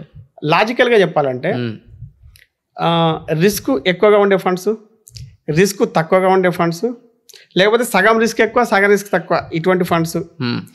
ఇంకోటి ఏంటంటే నాకు ఎప్పుడు కావాలంటే అప్పుడు తీసుకునే అవకాశం ఉండే ఫండ్స్. ఓకే. లాజికల్గా చెప్తున్నాను నేను. మామూలుగా మన సబ్జెక్ట్ చెప్పాలంటే చాలా ఉంది. ఇప్పుడు ఈక్విటీ ఫండ్స్ అని ఉంది. ఈక్విటీ ఫండ్స్ ఏం చేస్తాయి అంటే ఇప్పుడు మనం చెప్పినట్టు స్టాక్ మార్కెట్లో స్టాక్స్లో ఇన్వెస్ట్ చేస్తారు. ఇక డెట్ ఫండ్స్ అని ఉంటాయి. డెట్ ఫండ్స్ ఏంటంటే ఇవి స్టాక్స్లో ఇన్వెస్ట్ చేయవు. ఇవి ఎక్కువగా బాండ్స్లోను లేకపోతే అంటే అవి ఏంటంటే గవర్నమెంట్ సెక్యూరిటీస్లో ఇన్వెస్ట్ చేస్తాయి. దీనివల్ల ఏంటంటే రిస్క్ ఏమి ఉండదు. అంటే నేను 100 రూపాయలు ఇవాళ పెట్టాను అంటే నాకు 100 రూపాయలు అయితే నాకు 100 రూపాయలు సేఫ్గానే ఉంటాయి. కాకపోతే రిటర్న్స్ ఒక 6-7% వస్తాయి. ఇదే ఈక్విటీ ఫండ్స్ అనుకోండి, దాంట్లో రిస్క్ తీసుకున్నాం కాబట్టి మనకు 12%, 15% ఇలా వస్తాయి. ఇక ఇంకోటి ఏంటంటే హైబ్రిడ్ ఫండ్స్ ఉంటాయి అనమాట. అంటే సగం రిస్క్ సగం ఈక్విటీ సగం డెట్ ఇలా ఉంటాయి. ఇంకా కొన్ని ఉంటాయి లిక్విడ్ ఫండ్స్ అని ఉంటాయి. అంటే నాకు నేను ఎప్పుడు డబ్బులు అవసరం ఉంటే అప్పుడు తీసుకోవాలి ఇంకా, కానీ మళ్ళీ డబ్బులు రిస్క్ పడద్దు. అఫ్కోర్స్ ఇప్పుడు మీరు మ్యూచువల్ ఫండ్స్ ఇవాళ పెట్టినా రేపు తీసేసుకోవచ్చు. కాకపోతే ఇవాళ పెట్టాము రేపు మార్కెట్ పడిపోయింది అనుకోండి, ఇవాళ 100 రూపాయలు పెడితే రేపు 90 రూపాయలు ఉంది, తీసుకోవాలని అనుకుంటే 90 రూపాయలు ఉంటుంది. అయితే ఇప్పుడు లిక్విడ్ ఫండ్స్ అనుకోండి, మీరు ఇవాళ 100 రూపాయలు పెడతాడు, రేపు ఖచ్చితంగా 100 అయితే 100కి వస్తాయి, కొద్దో గొప్ప ఇంట్రెస్ట్ వస్తుంది. సో ఇలా ఉంటుంది అనమాట మ్యూచువల్ ఫండ్స్లో. సో ఇప్పుడు ఇందులో కూడా మీరు ఏవైతే ఆప్షన్స్ చెప్పారో ఇందులో కూడా ఏది బెస్ట్ ఆప్షన్ అండ్ ఎక్కడ ఇందులో నుంచి కూడా మేము తీసుకోవాలి అనుకుంటే సోర్స్ ఏంటి నెక్స్ట్? అయితే ఇక్కడ మన ఫైనాన్షియల్ ప్లానింగ్ అంటే మన రిస్క్ టాలరెన్స్ ఎంత అనేది ఇక్కడ ఇంపార్టెంట్ రోల్ ప్లే చేస్తుందండి ఇక్కడ. అంటే ఇప్పుడు ఒక 25 సంవత్సరాల వ్యక్తి ఉన్నాడు అనుకోండి, అతను రిస్క్ ఎక్కువ తీసుకోగలుగుతాడు. కాబట్టి అతను వెల్త్ క్రియేట్ చేయాలంటే ఎక్కువ రిస్క్ అంటే ఎక్కువ ఈక్విటీలో ఇన్వెస్ట్ చేయాలి. ఒక 50 years వ్యక్తి లేదంటే ఒక 60 years వ్యక్తి, అతనికి ఫ్యామిలీ కమిట్మెంట్స్ ఉండొచ్చు అతను, కాబట్టి అతనికి ఇన్కమ్ పొటెన్షియల్ కూడా అప్పుడు తక్కువ ఉంటుంది, కాబట్టి ఇన్కమ్ సంపాదించే స్పాన్ కూడా తక్కువ ఉంటుంది, కాబట్టి అతను ఎక్కువ డెట్ ఫండ్స్లో ఇన్వెస్ట్ చేయాలి, ఈక్విటీ తగ్గించాలి. అంటే బేసికల్ ఒక రూల్ ఉంటుంది, 100 - ఏజ్ అని ఉంటుంది అనమాట. అంటే ఒక 25 years వ్యక్తికి 100 - 25 అంటే 75% ఈక్విటీలో చేయొచ్చు. అదే 50 years అనుకోండి, 100 - 50 అంటే 50% వచ్చింది. సో ఇలా ఉంటుంది అనమాట. అంటే అతని యొక్క ఏజ్ని బట్టి, ఇంకోటి అతని యొక్క ఇన్కమ్ని బట్టి కూడా అతను డిసైడ్ చేసుకోవచ్చు ఎంత ఈక్విటీలో పెట్టాలి, ఎంత డెట్లో పెట్టాలి అని. ఇప్పుడు ఇంకోటి కూడా మన అవసరాన్ని బట్టి కూడా, అంటే నాకు ఇప్పుడు నెక్స్ట్ ఇయర్ నాకు డబ్బులు అవసరం, నేను ఇవాళ స్టాక్ మార్కెట్లో ఇప్పుడు చాలామంది లాస్ట్ ఇయర్ స్టాక్ మార్కెట్లో పెట్టేవాళ్ళన్నారు, అంటే మన వీడియోలు చూసి కానీ ఇవన్నీ. ఇప్పుడు మార్కెట్ డౌన్లో ఉంది, కామెంట్లు పెడుతుంటారు, సార్ నేను అప్పుడు ఇంత పెట్టాను, ఇప్పుడు 16% తగ్గింది లాస్ట్ ఇయర్కి ఇప్పటికి, నేను మైనస్లో ఉన్నా సార్ అని చెప్తారు. అదే వ్యక్తికి ఏంటంటే 1 year తర్వాత డబ్బులు అవసరం, ఇప్పుడు అతను డ్రా చేసుకుంటే అతను నష్టపోతాడు అతను. సో కాబట్టి ఇమీడియట్గా నాకు డబ్బులు కావాలంటే కుదరదు మ్యూచువల్ ఫండ్స్లో. సో అప్పుడు డెట్ ఫండ్స్, లిక్విడ్ ఫండ్స్ అటువంటి వాటిలో పెట్టుకోవాలి. ఈక్విటీ ఫండ్స్లో పెట్టాలి అంటే అతను కనీసం ఒక 6 years అయినా పెట్టగలిగి ఉండాలి. అట్లయితేనే అతను ఈక్విటీలో పెట్టాలి, లేదంటే మిగతా ఫండ్స్లో పెట్టుకోవచ్చు. ఇప్పుడు మ్యూచువల్ ఫండ్ అంటే ఇది లాంగ్ టర్మ్ గేమ్ అంటారు. అవును. ఓకే. కానీ మ్యూచువల్ ఫండ్ అంటే లాంగ్ టర్మ్ గేమ్ అని మీరు అంటున్నారు, కానీ కొంతమందికి ఏంటంటే షార్ట్ టర్మ్లోనే వెల్త్ క్రియేట్ చేయాలనుకుంటారు. సో మరి వాళ్ళకేంటి సొల్యూషన్? షార్ట్ టర్మ్లో వెల్త్ గెయిన్ చేయాలంటే వాళ్ళు ఇంకా ట్రేడింగో లేకపోతే లాటరీ టికెట్లో కొనుక్కోవాల్సిందే. మ్యూచువల్ ఫండ్స్ అనేది ఏంటంటే పేషెన్స్ గేమ్ అనమాట. సో అంటే నేను ఇంతకుముందు మీరు ఆ మాటలో చెప్పినట్టు 6 years వరకు అతను ఇన్వెస్ట్ చేయగలిగి ఉంటేనే మ్యూచువల్ ఫండ్స్లో పెట్టుబడి పెట్టాలండి. అంటే ఇప్పుడు ఇంకోటి ఏంటంటే ఇక్కడ ఇంకోటి కూడా ఉంది అతనికి. ఇప్పుడు నేను ఒక 100 రూపాయలు పెడతానంటే రేపు అది 70 రూపాయలు అవుతుంది అనుకోండి, అది చూసి తట్టుకోగలిగే సామర్థ్యం కూడా ఉండాలి. అట్లయితేనే దీంట్లో పెట్టాలి. అంటే ఏదైనా కూడా షార్ట్ కట్ తక్కువ టైంలో ఏది కూడా మనం సాధించలేము. మనకు ఒక పేషెన్స్ ఉంటేనే 6 years డిసిప్లిన్గా చేస్తేనే. అందుకనే మొన్న ఒక స్టాటిస్టిక్స్ వచ్చినాయి అనమాట. ఏమని అంటే యాక్చువల్గా మనం ఏమంటామంటే మ్యూచువల్ ఫండ్స్లో మీకు ఎక్కువ వస్తుంది, ఇంకా వేరే గోల్డ్ కావచ్చు, మన చిట్స్ కావచ్చు, ఇవన్నీ యూలిప్స్ కావచ్చు, దీంట్లో ఏమి రావు, దీంట్లో ఎక్కువ వస్తాయి అనుకున్నాం. కానీ యాక్చువల్గా స్టాటిస్టిక్స్ ఏం చెప్తున్నాయంటే ఎక్కువ మంది మంచిగా బాగా వెల్త్ క్రియేట్ చేసింది మ్యూచువల్ ఫండ్స్ ద్వారా కాదు, వేరే ద్వారా, అంటే మన చిట్స్ వీటి ద్వారా. ఎందుకు అంటే మ్యూచువల్ ఫండ్ చేస్తారు, మళ్ళీ కంటిన్యూ చేయరు, మధ్యలో ఆపేస్తారు, 1 yearకి ఆపేస్తారు, 2 yearsకి ఆపేస్తారు. అంటే ఫైనాన్షియల్ డిసిప్లిన్ ఉండదు, కన్సిస్టెంట్గా చేస్తూ ఉండాలి. ఇంకా కొన్ని ఉంటాయి, ఇప్పుడు ఎస్ఐపి చేసామనుకోండి, స్టెప్ అప్ ఎస్ఐపి అని ఉంటుంది. అసలు స్టెప్ అప్ ఎస్ఐపి దగ్గర పోరు, స్టెప్ డౌనే. లేకపోతే ఉన్నది మన స్టెప్ అప్ అంటే స్టెప్ అప్ ఎస్ఐపి అంటే ఇప్పుడు మీరు మన శాలరీ ఒక 30,000 ఉందనుకోండి, ఇప్పుడు నేను ఒక 10,000 సేవ్ చేస్తున్నా, నెక్స్ట్ ఇయర్ నా శాలరీ 40,000 అయింది. అప్పుడు నేను నా శాలరీ పెరిగింది కదా, అంటే నా శాలరీ ఒక 30% పెరిగింది. సో నేను అంత 30%లో నేను ఎంతో కొంత ఎస్ఐపి కూడా యాడ్ చేయాలి కదా. సో అది స్టెప్ అప్ ఎస్ఐపి అనమాట. దానివల్ల త్వరగా మన గోల్ చేరుకోవచ్చు. సో మ్యూచువల్ ఫండ్లో కొత్తగా ఇన్వెస్ట్మెంట్ ఎవరైతే ఇప్పుడు చేయబోతున్నారో, లేదంటే ఆల్రెడీ చేసిన వాళ్ళకి సో మీరు ఇచ్చే సలహాలు, సూచనలు ఏంటి? కొత్త వారికి చెప్పండి. అలానే పాతగా ఎవరైతే చేసుకుంటే రెగ్యులర్గా వస్తున్నారో వాళ్ళకు కూడా ఇచ్చే సలహాలు ఏంటి? ఇప్పుడు పాత వారికి ఏంటి అంటే ఇప్పుడు నేను చెప్పాను, కొంతమంది నాకు కామెంట్ చేశారని చెప్పేసి, ఏమనంటే నేను మీ వీడియోలు చూసాము, దాంట్లో పెట్టాము, ఇప్పుడు 16% మైనస్లో ఉంది అని. సో ఇక్కడ ఏంటి అంటే ఈ స్టాక్ మార్కెట్ అనేది ఈ గేమ్ను అర్థం చేసుకోవాలి, ఈ మనీ గేమ్ను అర్థం చేసుకోవాలన్నమాట. అంటే ఖచ్చితంగా మీరు కన్సిస్టెంట్గా దాన్ని ప్లే చేస్తూ ఉండాలి, ఖచ్చితంగా కన్సిస్టెంట్గా మీరు ఇన్వెస్ట్ చేస్తూ ఉండాలి, లేకపోతే మాత్రము కాదనమాట. సో మీరు ఈ రిస్క్ కానీ ప్రిపేర్ అయి ఉంటేనే మీరు చేయాలి. అంటే పాత వాళ్ళు చేయాల్సిన ఏం లేదు, ఇన్వెస్ట్మెంట్ చేసుకుంటూ పోవడమే. ఇంకా కావాలంటే ఇంకా ఇన్వెస్ట్మెంట్ పెంచాలి. నేను ఈ మధ్య ఈటీఎఫ్ గురించి వీడియో చేశాను, తర్వాత ఈటీఎఫ్ స్ట్రాటజీ గురించి ఒక సిరీస్ చేద్దామని నేను అనౌన్స్ చేస్తే చాలామంది కామెంట్స్ పెడుతున్నారు, ఎందుకు చేయట్లేదు అని. ఇక్కడ ప్రాబ్లం ఏముంటుందంటే అండి, ఇప్పుడు యాక్చువల్గా మార్కెట్ డౌన్స్లో ఉంది. స్టాక్ మార్కెట్ డౌన్లో ఉన్నప్పుడు మనం స్టాక్ మార్కెట్ వీడియో చేసామనుకోండి, ఎవరు చూడరు. స్టాక్ మార్కెట్ అప్లో ఉన్నప్పుడు మనం వీడియో చేస్తే చూస్తారు. కానీ ఇన్వెస్ట్ చేయాల్సింది ఎప్పుడంటే స్టాక్ మార్కెట్ డౌన్లో ఉన్నప్పుడే. ఇప్పుడు ఈ లాస్ట్ 2-3 monthsలో మార్కెట్ బాగా డౌన్ అయింది. అప్పుడు నేనేం చేశాను, నేను ఆల్రెడీ ఒక ఇన్వెస్టర్ కాబట్టి నేను ఫండ్స్ బాగా దాన్ని పంపు చేశాను. వీళ్ళు చేయాల్సింది అది. సో ఇప్పుడు వీళ్ళు కూడా ఏం చేయాలంటే, సరే ఇంకేదన్నా ఉంటే కూడా వీళ్ళు కొద్దిగా ఇంకా ఇన్వెస్ట్మెంట్ పెంచుకోవాలి. అప్పుడు ఏమైందంటే తక్కువ రేట్లో ఎక్కువ యూనిట్స్ దొరుకుతాయి. సో కన్సిస్టెంట్గా చేయాలి. ఎప్పుడైతే మార్కెట్ పడిపోయినప్పుడు యూనిట్స్ పెంచుకోవాలి. ఇది పాత వాళ్ళు చేయాల్సింది. కొత్త వాళ్ళు చేయాల్సింది ఏంటంటే కరెక్ట్ ఫండ్స్ను ఎంచుకోవాలి. ఇప్పుడు నేను చెప్పినట్టు ఈక్విటీ, డెట్, వాళ్ళ ఏజ్ని బట్టి, వాళ్ళ ఇన్కమ్ లెవెల్స్ని బట్టి, వాళ్ళ రిస్క్ టాలరెన్స్ని బట్టి, దీన్ని బట్టి వాళ్ళు ఒక ఫండ్ ఎంచుకున్నారంటే దాన్ని మీరు ఇప్పుడు మనం ఒక ఇల్లు కొంటామండి, ప్లాట్ కొంటాము, మనం ఇన్వెస్ట్ చేస్తాము, దాన్ని ఏమి అమ్మం అసలు, ఇంకో డైలీ చెక్ చేసుకోము. సో ఇట్లానే మీరు ఒక ప్లాట్ కొంటున్నారు అనుకోండి, దాన్ని అక్కడ ఇన్వెస్ట్ చేసామనుకోండి, ఇంకా అంటే అది పడి ఉంటుంది అంతే. 10 years 15 years చూడకూడదు, అదొక ఆస్తి అంతే. అలా అనుకుంటేనే కొనుక్కోవాలి. ఇవాళ కొనుక్కొని చాలామంది 90% ఎట్లా ఉంటారంటే, నేను ఇవాళ కొన్నాను సార్, మళ్ళీ నెక్స్ట్ ఇయర్ నాకు అవసరం ఉంది, మా పాపకు కాలేజీకి కావాలి, అప్పుడు నేను తీసేస్తా అంటే, అప్పుడు కర్మగాలి మార్కెట్ డౌన్ ఉందనుకోండి, అప్పుడు నష్టపోతుంది. ఇప్పుడు ఇంకోటి మ్యూచువల్ ఫండ్లో ఒక చిన్న అపోహ మిత్ ఏంటంటే, ఇప్పుడు ఒక పర్సన్ మ్యూచువల్ ఫండ్లో ఎవ్రీ మంత్ ఒక 5,000 చొప్పున చేసుకుంటూ వస్తున్నాడు. 12 నెలలకి ఎంత అయింది? అప్రాక్స్ 5,000 × 12 60,000 అయింది. సో అతను 60,000 మ్యూచువల్ ఫండ్లో చేశాడు. ఇంకొక వ్యక్తి ఏం చేసిండనంటే ఒక చిట్టు ఇంకేదో చేశాడు. అతను ఒకటేసారి 60,000 రూపీస్ అనేది 13th month ఆ పర్సన్ అప్పుడు మ్యూచువల్ ఫండ్లో ఒకటేసారి 60,000తో కొంటున్నాడు అతను. ఓకే. సో అతని మైండ్ సెట్ ఎట్లుందనంటే, అరే ఇతను ఎవ్రీ మంత్ 5,000 చేసుకుంటూ వచ్చిండు, కానీ ఇప్పుడు నేను ఒకటేసారి 60,000 అనేది లంసం పెడుతున్నాను నేను, లేదా 60 వదిలేసేయండి. ఇప్పుడు మనం అనుకోవచ్చు అతను రిటర్న్ ఆన్ ఇన్వెస్ట్మెంట్ ఈ పర్సెంట్కి అయితే పెరిగింది కదా, ఫస్ట్ పర్సెంట్ అంటే 60కి అప్రాక్స్ అనుకోండి ఒక 70 అయిందని అనుకుందాం. సో ఇతని దగ్గర 1 year తర్వాత ఈ పర్సన్ దగ్గర 70 ఉంది, అతను కూడా 70 తెచ్చి పెట్టిండు. అదే ఇతను ఎక్కడైతే ఇన్వెస్ట్మెంట్ చేసిండో ఒక పోర్ట్ఫోలియోలో ఒక 5 తీసుకుందాం ఏదో ఒకటి, ఇతను కూడా తెచ్చి 5 ఈ 70,000 డివైడ్ ఈయనలాగానే చేసి పెట్టిండు. ఓకే. ఇప్పుడు ఇతను లేట్ అయినా 70 అక్కడ పెట్టిండు, ఇతను 5,000 చొప్పున అది 70 అనేది అయ్యింది. ఓకే. సో ఇప్పుడు ఈ పర్సన్ సెకండ్ పర్సన్ చేసింది కరెక్టేనా? ఎందుకంటే నేను ఆయన కూడా నేను 70 ఇప్పుడు నేను చేసుకున్నా కదా, ఇప్పుడు ఎక్కువనే చేసుకున్నా కదా, అతనితో పాటు ఈక్వల్గానే ఉన్నా కదా అని అనుకుంటాడు ఇతను.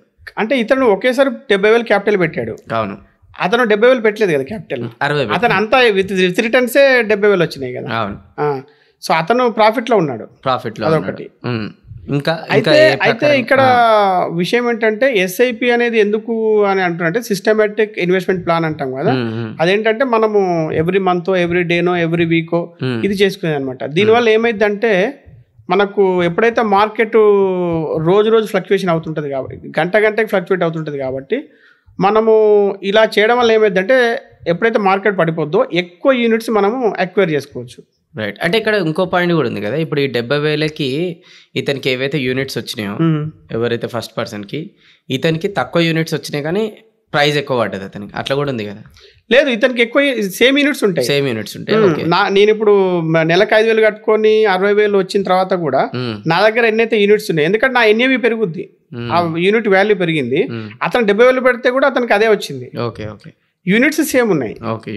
ఇప్పుడు రేపు పొద్దున అమ్మితే ఇద్దరికి సేమ్ వస్తుంది అమౌంట్. కానీ ఇతను సిస్టమేటిక్ ఇన్వెస్ట్మెంట్ చేసుకుంటూ వచ్చాడు కాబట్టి ఇతను ప్రాఫిట్లో ఉన్నాడు. Okay okay okay. కాబట్టి ఎప్పుడైనా కూడా మనము ఎక్కువ ఇంటర్వెల్స్లో ఎక్కువ ఫ్రీక్వెన్సీలో ఇన్వెస్ట్ చేస్తే అది లాభమే, ఒకేసారి పెట్టడం కంటే కూడా. అంటే ఇప్పుడు మీరు అడిగింది ఇంకోటి, నేను కొంచెం ఎక్స్టెండ్ చేస్తా క్వశ్చన్. అది యాక్చువల్ చాలామంది నాకు కామెంట్స్ పెడుతుంటారు, ఇది సార్ నా దగ్గర 10 లక్షలు ఉన్నాయి, రేపు పెట్టేస్తాం మ్యూచువల్ ఫండ్లో అంటారు. ఇంకొక ఆయన నా దగ్గర 20 లక్షలు వచ్చినాయి సార్, నేను ఏదో అమ్మాను, భూమి అమ్మాను అంటే అది పెట్టేస్తుంటాడు. కానీ ఎప్పుడు కూడా ఒకేసారి పెట్టకూడదు. ఇప్పుడు ఆ 10 లక్షలు కూడా ఒకేసారి పెట్టకూడదు. మళ్ళీ దాంట్లో కూడా ఏంటంటే ఇప్పుడు రోజుకింత లేకపోతే వారానికింత అని పెట్టాలి.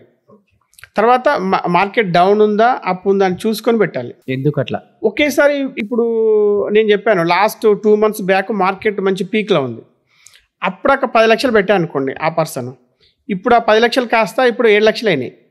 సారీ, ఒక 16% ఏమో తగ్గింది, అంటే దాదాపు 8 లక్షలు అయింది. ఇలా రెండోది కూడా ఉంది మీరు చెప్పినట్టు, ఇప్పుడు రోజుకింత పెట్టమన్నారు కదా, కాంపౌండ్ ఇంట్రెస్ట్ కూడా రోజుకింత చొప్పున యాడ్ అవ్వకుండా అది ఎక్కడికి వెళ్తుంది కదా, అది కూడా ఉంది కదా. అయితే ఇప్పుడు చాలామంది ఇట్లా చేసిన వాళ్ళకి ఏంటి అంటే మార్కెట్ ఖచ్చితంగా రోజు పెరగాలని లేదు, రోజు తగ్గాలని కూడా ఏం లేదు. కాబట్టి ఇప్పుడు 10 లక్షలు ఏం చేస్తామంటే ఒక 1 monthలో 2 months గ్యాప్లోనో రోజు కొంత చొప్పున ఇన్వెస్ట్ చేసుకుంటే ఏమైందంటే యూనిట్స్ పెరగడము తగ్గడం ఇదంతా అయిపోయి ఇది ఒక యావరేజ్ అవుట్ అంటారు కదా, యావరేజ్ అవుతుంటుంది అనమాట. ఫండ్స్ మేనేజ్ చేయడానికి మధ్యకాలంలో మార్కెట్లో చాలా ప్లాట్ఫామ్స్ వచ్చాయి. సో ఈ ఫండ్స్ మేనేజ్ చేయడానికి మార్కెట్లో ఏవైతే చాలా ప్లాట్ఫామ్స్ వచ్చాయో, ఈ ప్లాట్ఫామ్స్ మధ్యలో అసలు డిఫరెన్స్ ఏమున్నాయి? ఒకవేళ ఒక కామన్ పర్సన్ ఏదైనా మంచి ప్లాట్ఫామ్ సెలెక్ట్ చేసుకోవాలంటే మీరు ఏ సజెస్ట్ చేస్తారు?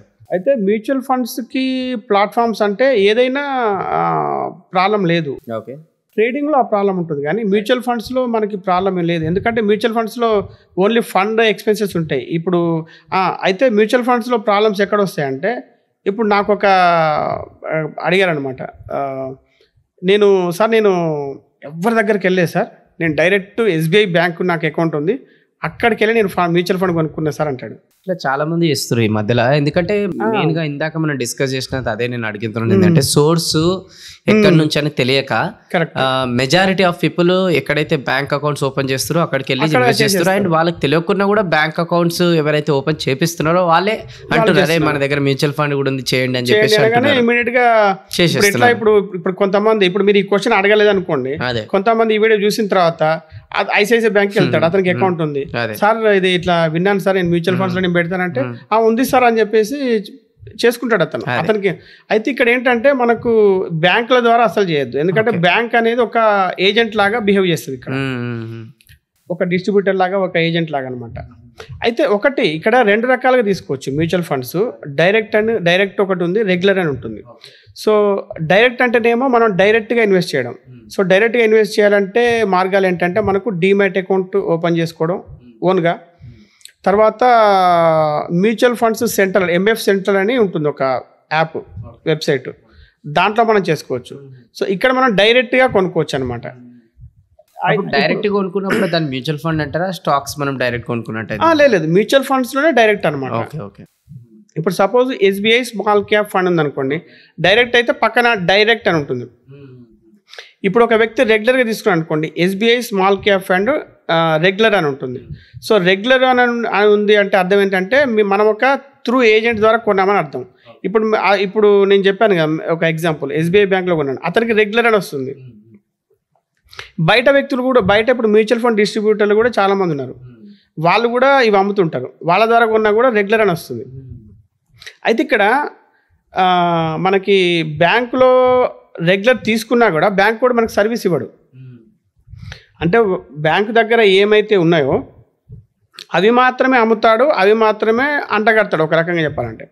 కానీ ఒక మ్యూచువల్ ఫండ్ డిస్ట్రిబ్యూటర్ ఉండనుకోండి, అతడు ఏంటంటే ఒక ఎగ్జామ్ రాసి వస్తాడు, అతనికి నాలెడ్జ్ ఉంటుంది, ఏ ఫండ్స్ బాగుంటాయి, పైగా మనల్ని స్టడీ చేస్తాడు అతను, మన రిస్క్ పొటెన్షియల్ ఎంత, ఇన్కమ్ లెవెల్స్ ఎంత ఉన్నాయి, ఇవన్నీ చూసి దాని తగ్గట్టు మన గోల్స్ ఏమున్నాయి ఇవన్నీ చూసి అతను మంచి సజెస్ట్ చేస్తాడు. అప్పుడు రెగ్యులర్ ఏమైందంటే ఈ రెగ్యులర్ తీసుకోవడం వల్ల ఒక 0.5 to 1.5, 2% దాకా కూడా మనకు ఎక్స్ట్రా ఎక్స్పెన్సెస్ పోతాయి. మనం ఎలాగో మ్యూచువల్ ఫండ్ అన్నప్పుడు ఒక 1% దాకా మనము ఎక్స్పెన్సెస్ ఇస్తాము ఫండ్ మేనేజర్కి. ఇక్కడ ఇంకొంచెం అడిషనల్గా ఎక్స్పెండిచర్ పెరుగుద్ది అనమాట. కాకపోతే మనం ఏంటంటే మనం అంత పెడుతున్నప్పుడు మనకు ఆ రిటర్న్స్ ఇవ్వగలుగుతారా లేదా అని మనం డిసైడ్ చేసుకోవాలి.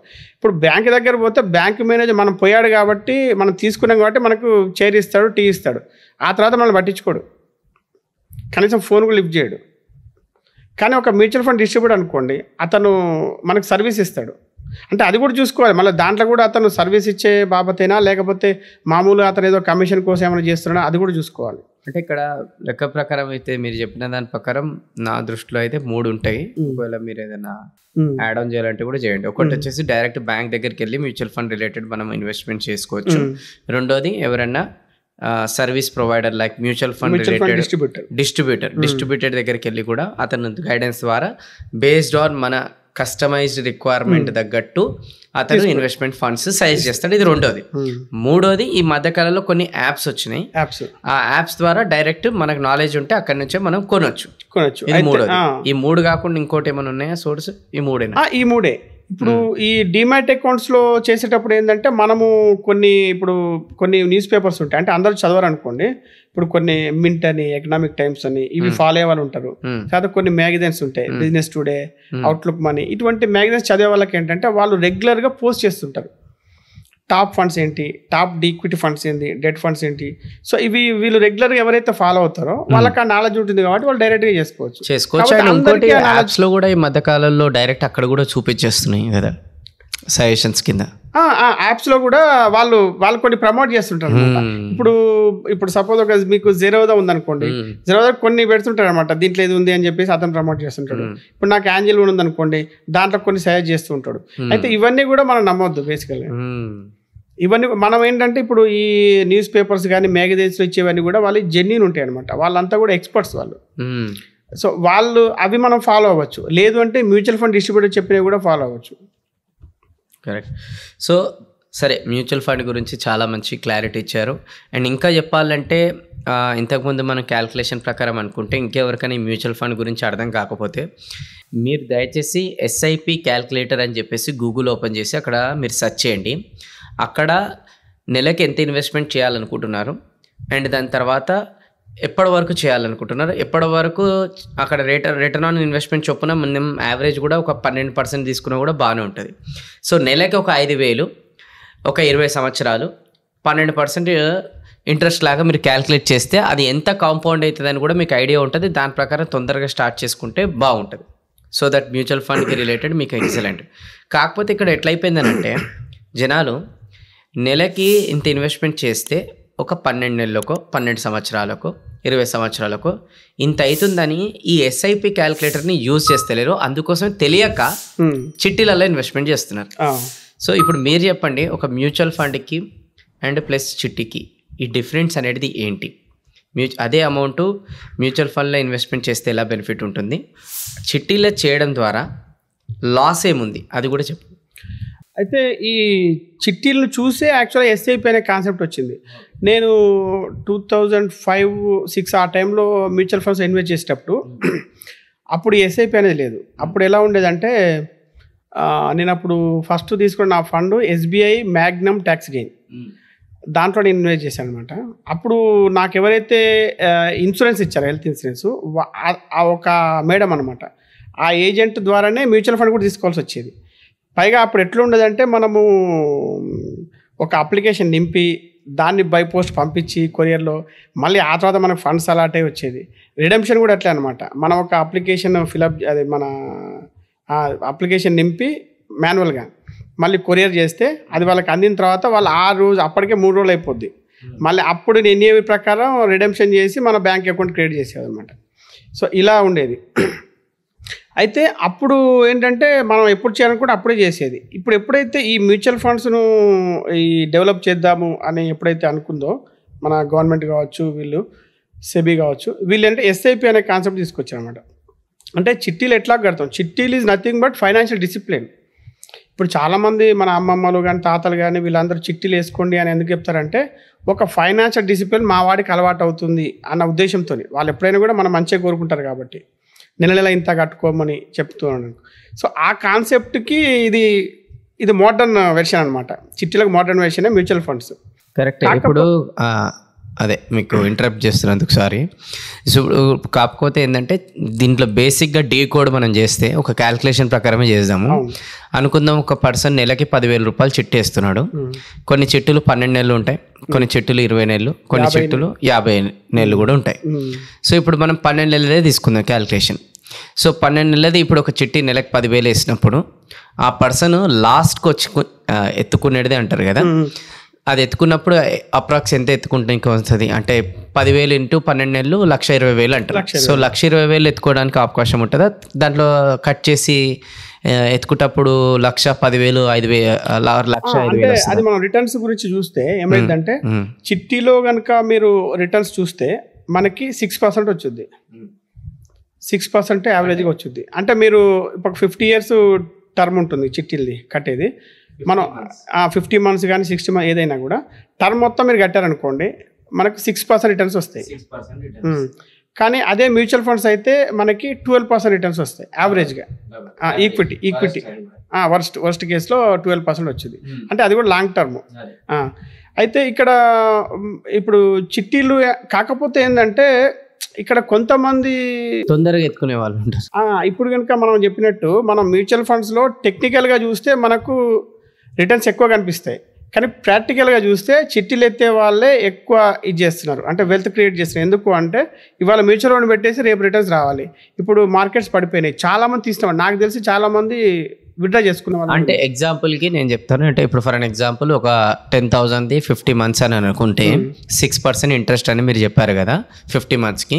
సో కొంతమంది అదే 10,000 తీసుకొచ్చి మ్యూచువల్ ఫండ్లో ఎవ్రీ మంత్ ఎస్ఐపి లాగా చేసుకుంటే సో వీళ్ళు ఏం చేస్తున్నారంటే 50 monthsలో కాకముందే ఒక 30 monthsకే 20 monthsకే ఎత్తుకుంటే ఈ రిటర్న్ ఆన్ ఇన్వెస్ట్మెంట్ చొప్పున ఆ 6% కూడా కనిపించకుండా 3%, 4%, 2% మాత్రమే కనిపిస్తున్నాయి వాళ్ళు ఎత్తుకున్న వాళ్ళకి మధ్యలో. కర్మకాయలు మార్కెట్ డౌన్ అయితే అది కూడా రాదు. మార్కెట్ డౌన్ అయితే అది కూడా అదే ఒకవేళ 50 months కూడా ఎత్తుకున్నా కూడా అంత పర్సంటేజ్ కనిపించదు. ఒక్కొక్కసారి మార్కెట్ మంచిగా ఉంటే ఆ పర్సంటేజ్ ఎక్కువ కనిపిస్తుంది. అదే ఒకవేళ ఒక మినిమం 50 months కాకుండా ఒక 5 years 10 years వదిలేస్తే ఇది కాస్త 15, 20, 25 కూడా కనిపించవచ్చు. మినిమం 12%, మాక్సిమం ఎంతైనా పోవచ్చు. 20-25% ఇచ్చినవి కూడా ఉన్నాయి. అంటే అదే చిట్టికి మీరు 50 monthsకి ఆ మైండ్ సెట్ కన్నా కొంచెం ఎక్కువ పెంచుకుంటే ఎక్కువ రిటర్న్ ఆన్ ఇన్వెస్ట్మెంట్ ఇక్కడ కనిపిస్తుంది. అంతే కదా. అంతే. అయితే చిట్స్లో ఏంటంటే కొద్దిగా ఇప్పుడు అదే మనం ఒక మైండ్ సెట్, అంటే ఇప్పుడు నేను ఎట్టే పరిస్థితుల్లో ఈ డబ్బులు తీయను అనుకుంటే మ్యూచువల్ ఫండ్స్లో పెట్టుకోవాలి. అంతే. లేదు నేను ఇవాళ రేపు అంటే కన్సిస్టెన్సీ లేదనుకోండి, అతను మ్యూచువల్ ఫండ్స్లో లాంగ్ టర్మ్ సస్టైన్ కాలేడు.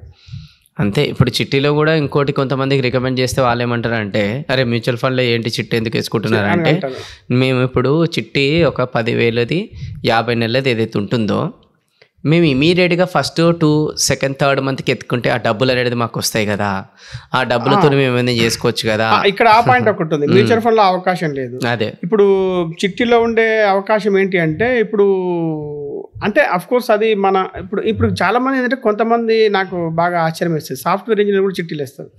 ఇప్పుడు అవి ఎందుకు అంటే సాఫ్ట్వేర్ ఇంజనీర్స్కి ఇన్కమ్ ప్రూఫ్ అవన్నీ ఉన్నప్పుడు వాళ్ళకి లోన్స్ వస్తాయి. ఇప్పుడు వాళ్ళ బిజినెస్ చేయాలన్నా ఏం చేయాలన్నా వాళ్ళకి లోన్స్ ఉంటాయి, బ్యాంక్స్ లోన్స్ ఉంటాయి, ప్రీ అప్రూవ్డ్ లోన్స్ అవన్నీ ఉంటాయి. ఇప్పుడు ఇది ఎవరికి ఉపయోగపడుతుంది అంటే ఇప్పుడు బయట ఎవరైతే ఇన్కమ్ ప్రూఫ్ ఉండదు కదా, మన బయట స్ట్రీట్ వెండర్స్ అంటారు కదా, సివిల్ స్కోరింగ్ కూడా తక్కువ, సివిల్ స్కోర్ ఉండదు వీళ్ళకి, ఏంటంటే వాళ్ళకి అమౌంట్ కావాలన్నప్పుడు వాళ్ళు చిట్టీలు ఒక 3-4 నెలలు వేస్తారు, డబ్బులు తీసుకుంటారు, దాన్ని వాళ్ళు ఇన్వెస్ట్ చేసుకుంటారు. ఏదో కూరగాయల వ్యాపారమో లేకపోతే కిరాణా షాపో ఏదో ఒక వ్యాపారం ఇన్వెస్ట్ చేసుకుంటారు, దాని ద్వారా రిటర్న్స్ వస్తాయి. వాళ్ళకి 6% ఇంపార్టెంట్ కాదు, వాళ్ళ బిజినెస్ నడవడం ఇంపార్టెంట్ వాళ్ళకి. అటువంటి వాళ్ళకు చిట్టీలో ఒక మంచి ఆపర్చునిటీ. కానీ ఇన్కమ్ ప్రూఫ్ ఉండి ప్రీ అప్రూవ్డ్ లోన్స్ ఉండి ఇవన్నీ తెలిసిన తర్వాత వాళ్ళు వెళ్ళడం వేస్ట్. అది కరెక్ట్.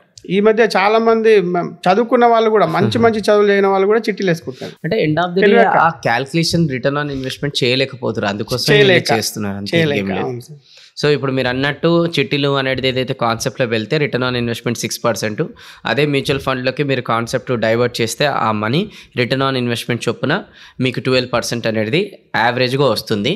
దానికి చేయాల్సింది ఏంటంటే ఇంతకుముందు చెప్పినట్టు మ్యూచువల్ ఫండ్కి ఇన్వెస్ట్మెంట్ చేయడానికి ఒకటి బ్యాంక్స్ దగ్గరికి వెళ్తే, రెండోది వచ్చేసి ఎవరైనా డిస్ట్రిబ్యూటర్ మ్యూచువల్ ఫండ్, మూడోది వచ్చేసి యాప్స్ ఈ మధ్యకాలంలో చాలా ఉన్నాయి. మీరు గూగుల్ ఓపెన్ చేసి మీరు మ్యూచువల్ ఫండ్ రిలేటెడ్ యాప్స్ ఎత్తికినా కూడా మీకు కనిపిస్తాయి. లేదంటే తెలుగు అసెట్స్ ఛానల్ ఫాలో కండి, లేదంటే కొన్ని ఛానల్స్ మన యూట్యూబ్లో కూడా ఉన్నాయి ఏదైతే మ్యూచువల్ ఫండ్ పైన మంచి నాలెడ్జ్ ఇచ్చే ఛానల్స్, అలా కూడా వెళ్ళినా కూడా మీకు ఐడియా అనేది వచ్చేస్తుంది. అసలు ఇన్సూరెన్స్ అనేది ఈ మధ్యకాలంలో వెహికల్కి అనేది మ్యాండేటరీ అయిపోయింది కాబట్టి చాలామంది తీసుకుంటున్నారు. కానీ మనిషికి అనేది హెల్త్కి కావచ్చు ఆర్ లైఫ్కి కావచ్చు మ్యాండేటరీ అనేది పెట్టలేదు కాబట్టి చాలామంది తీసుకోవట్లేదు. అందుకోసం ఇండియా మొత్తంలో తీసుకున్నా కూడా ఒక 15% కన్నా తక్కువ మందికి మాత్రమే ఇన్సూరెన్స్ అనేది ఉంది, మ్యాక్సిమం పీపుల్కి లేదు. సో ఇలా లేకపోవడానికి కారణాలు ఏమంటారు? అసలు ఇన్సూరెన్స్ అనేది ఒక మనిషికి ఎంతవరకు ఇంపార్టెంట్? ఇది అయితే ఇన్సూరెన్స్ కరెక్ట్. ఇప్పుడు మనకు వెహికల్ కొన్నప్పుడు ఏంటంటే ఆటోమేటిక్గా డిఫాల్ట్, అది దాన్ని తప్పించుకోలేం కాబట్టి అది తీసుకొస్తుంటాం. లేదు ఒకవేళ మనము సరే ఎట్లాగో డిఫాల్ట్ ఉంది కదా అని చెప్పేసి 1 ఇయరే ఇస్తారు కదా, 1 year 2 years ఇస్తారు. సరే ఆ 2 years తర్వాత ఏంటి అంటే మళ్ళీ బయటికి వెళ్తే రోడ్డు మీద చెక్ చేస్తారు, అది లేకపోతే ఫైన్ వేస్తారు. ఇక్కడ ఏంటంటే మనకు ఏ అవకాశం లేదు, ఫైన్ అనే అవకాశం లేదు. హాస్పిటల్లో పడ్డప్పుడు డాక్టర్లు వేసేది పెద్ద ఫైన్, డాక్టర్లు వేసేది ఒక ఫైన్ వేస్తారు తప్ప మామూలుగా యాక్సిడెంట్ అయితే చచ్చిపోవడం ఒక ఫైన్, లేకపోతే హాస్పిటల్ పోతే బిల్ ఒక ఫైన్. కానీ ఇక్కడ మ్యాండేటరీ తీసుకునేది ఏం లేదు. సో దానివల్ల చాలామంది తీసుకోరు. అయితే ఇక్కడ మన దగ్గర ఎందుకు ఇన్సూరెన్స్ లేదు అంటే, ఒకటి హెల్త్ ఇన్సూరెన్స్ అయితేనో చాలా వరకు స్టేట్ గవర్నమెంట్స్ ప్రొవైడ్ చేస్తున్నాయి. అయితే ఇన్సూరెన్స్ మనకు పేరుకు హెల్త్ ఇన్సూరెన్స్ ఎక్కువ ఉంది టర్మ్ ఇన్సూరెన్స్ కంటే చాలామందికి. కానీ ఎంత కావాలో అంత లేదు. ఇప్పుడు ఆరోగ్యశ్రీ, ఆయుష్మాన్ భారత్ ఇవి ఏది తీసుకున్నా కూడా మనకు 10 లక్షల వరకే, అది దాటితే లేదు మళ్ళీ, అదొకటి. ఇక ప్రైవేట్ ఎంప్లాయీస్కి అయితేనో కొంత కార్పొరేట్ కంపెనీస్ ఇస్తున్నాయి, అది కూడా ఒక లిమిటే. ఇంకా చాలామందికి ఏంటంటే ఇక కొంతమందికి లేదు.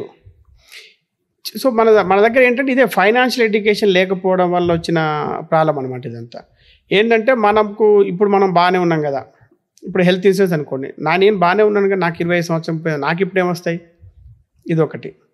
ఇక టర్మ్ ఇన్సూరెన్స్ అంటే అసలు టర్మ్ ఇన్సూరెన్స్ మెయిన్ ఏంటంటే వీళ్ళు చనిపోతే మన ఫ్యామిలీకి డబ్బులు వస్తాయి. నేను పోతే డబ్బులు వస్తాయి ఎవరికి కావాలనుకుంటాడు. కానీ ఒక ఫ్యామిలీ ఒక రెస్పాన్సిబుల్ పర్సన్ ఉంటే మాత్రం అతను ఖచ్చితంగా తీసుకుంటాడు. ఏ రెస్పాన్సిబిలిటీ లేనోడే టర్మ్ ఇన్సూరెన్స్ తీసుకోడు నిజంగా చెప్పాలంటే. లేదు అంటే అతను సింగిల్, అంటే అసలు ఏ మ్యారేజ్ చేసుకోకుండా అసలు ఏమి బాధరబంది లేకుండా ఒక సన్యాసి ఒక సాధులాగా ఉంటే అతనికి టర్మ్ ఇన్సూరెన్స్ అవసరం లేదు. అటువంటి వాడికి అసలు టర్మ్ ఇన్సూరెన్స్ అవసరం లేదు, హెల్త్ ఇన్సూరెన్స్ కూడా అవసరం లేదు. కానీ మామూలుగా ఒక ఫ్యామిలీ పర్సన్ అనుకోండి, అతనికి అన్నీ కావాలి, హెల్త్ ఇన్సూరెన్స్ ఉండాలి, టర్మ్ ఇన్సూరెన్స్ ఉండాలి. ఇప్పుడు అయితే లక్కీగా ఏంటంటే ఇప్పుడు స్కూళ్ళల్లో కూడా ఫైనాన్షియల్ ఎడ్యుకేషన్ స్టార్ట్ అయింది. మీరు చూస్తుంటారు సిబిఎస్ఈ స్కూల్స్లో 6th నుంచే ఇప్పుడు ఫైనాన్షియల్ ఎడ్యుకేషన్ స్టార్ట్ చేశారు. మీరు చూస్తే సిబిఎస్ఈ సిలబస్లోనే ఉంది 6th క్లాస్ నుంచి, 6th 7th 8th 9th 10th. So ఇక్కడ వీళ్ళకి ఏంటంటే అసలు మనీ ఎలా పుట్టింది, ఇక్కడ దగ్గర నుంచి ఇన్సూరెన్స్ దగ్గర నుండి కంపెనీస్ దగ్గర నుండి స్టాక్ మార్కెట్ దగ్గర నుంచి కూడా నాలెడ్జ్ వస్తుంది. అది చాలా మంచి విషయం అనమాట. చాలా పెద్ద గ్రేట్, చాలా మంచి విషయం అది. సో ఇన్సూరెన్స్లో కూడా డిఫరెంట్ టైప్స్ ఉంటాయి కదా, like health insurance, term insurance, ఇంకా కొన్ని ఉన్నాయి. సో అసలు ఒక్కొక్క ఇన్సూరెన్స్ దాని ఒక ఇంపార్టెన్స్ కూడా చెప్పండి. అయితే హెల్త్ ఇన్సూరెన్స్ దగ్గరకు వస్తే ఏంటంటే ఇక్కడ ఇంకొక విషయం ఏంటంటే, ఇన్సూరెన్స్ తీసుకోవాలంటే అన్ని కరెక్ట్ ఉన్న వాళ్ళకే బ్యాంక్ లోన్ ఇస్తాయి, డబ్బులు ఉన్నోడికే బ్యాంక్ లోన్ ఇస్తుంది. అట్లనే ఆరోగ్యంగా ఉన్న వ్యక్తికే ఇన్సూరెన్స్ ఉంటుంది. చాలామందికి ఈ విషయం తెలియదు. ఏమనుకుంటారంటే సరే నాకు ఏదైనా మెల్లగా ఏదైనా రోగం వచ్చినప్పుడు తీసుకుందాంలే అని అనుకుంటారు. కానీ అట్లా కాదు, అన్నీ కరెక్ట్ ఉన్నప్పుడే మనం ఇప్పుడు కొత్త బండికే ఇన్సూరెన్స్ ఎందుకు ఇస్తారు? అన్నీ కరెక్ట్ ఉన్నాయి కాబట్టి ఇన్సూరెన్స్ ఇచ్చాడు. ఆల్రెడీ మనం 2 యాక్సిడెంట్ చేసిపోయి నాకు దీన్ని ఇన్సూరెన్స్ చేయమంటే ఇవ్వడు. So same concept. సో ఇక్కడ కూడా హెల్త్ ఇన్సూరెన్స్ కూడా ఏంటంటే మనము ఆరోగ్యంగా ఉండాలి, హెల్త్ ఏజ్ తక్కువ ఉండాలి, అటువంటి టైప్లోనే అసలు ఎటువంటి కండిషన్ లేకుండా ఇస్తారు హెల్త్ ఇన్సూరెన్స్ అనేది. సేమ్ వే టర్మ్ ఇన్సూరెన్స్ కూడా అంతే. మనకి ఏ రోగం లేకుండా ఆరోగ్యంగా ఉండి తక్కువ వయసు ఉంటే తక్కువ ప్రీమియం వస్తుంది, ఎక్కువ వయసు ఉంటే ఎక్కువ ప్రీమియము. కర్మకాలి ఏమైనా రోగాలు ఉంటే మళ్ళీ దానికి ఒక అడిషనల్గా మళ్ళీ కొంత ఇచ్చేస్తాడు. రైట్. ఈ ఇన్సూరెన్స్లో కూడా చాలా రకాలుగా కంపెనీస్ అనేది మార్కెట్లో ఈరోజు ఉన్నాయి. కొన్ని ఫేమస్ ఉన్నాయి, కొన్ని లేటెస్ట్గా ఇప్పుడు పుడుతున్నాయి. వాళ్ళు పెద్ద పెద్ద ఆఫర్స్ కూడా ఇస్తున్నారు. సో ఎలాంటి కంపెనీలో ఇన్సూరెన్స్ తీసుకుంటే మంచిదని ఎలా చెక్ చేసుకోవాలి? ఎందుకంటే రీసెంట్గా మా ఒక ఫ్రెండ్కి కూడా ఏమైందనంటే ఇన్సూరెన్స్ పాలసీ తీసుకున్నాడు, అతనికి యాక్సిడెంట్ అయ్యింది, హాస్పిటల్ అడ్మిట్ అయ్యాడు, పలానా సర్జరీ అన్నారు, ఆ సర్జరీ అందులో లేదు, మళ్ళీ 2-3 లక్షలు ఎక్స్ట్రా కట్టుకోవాల్సి వచ్చింది.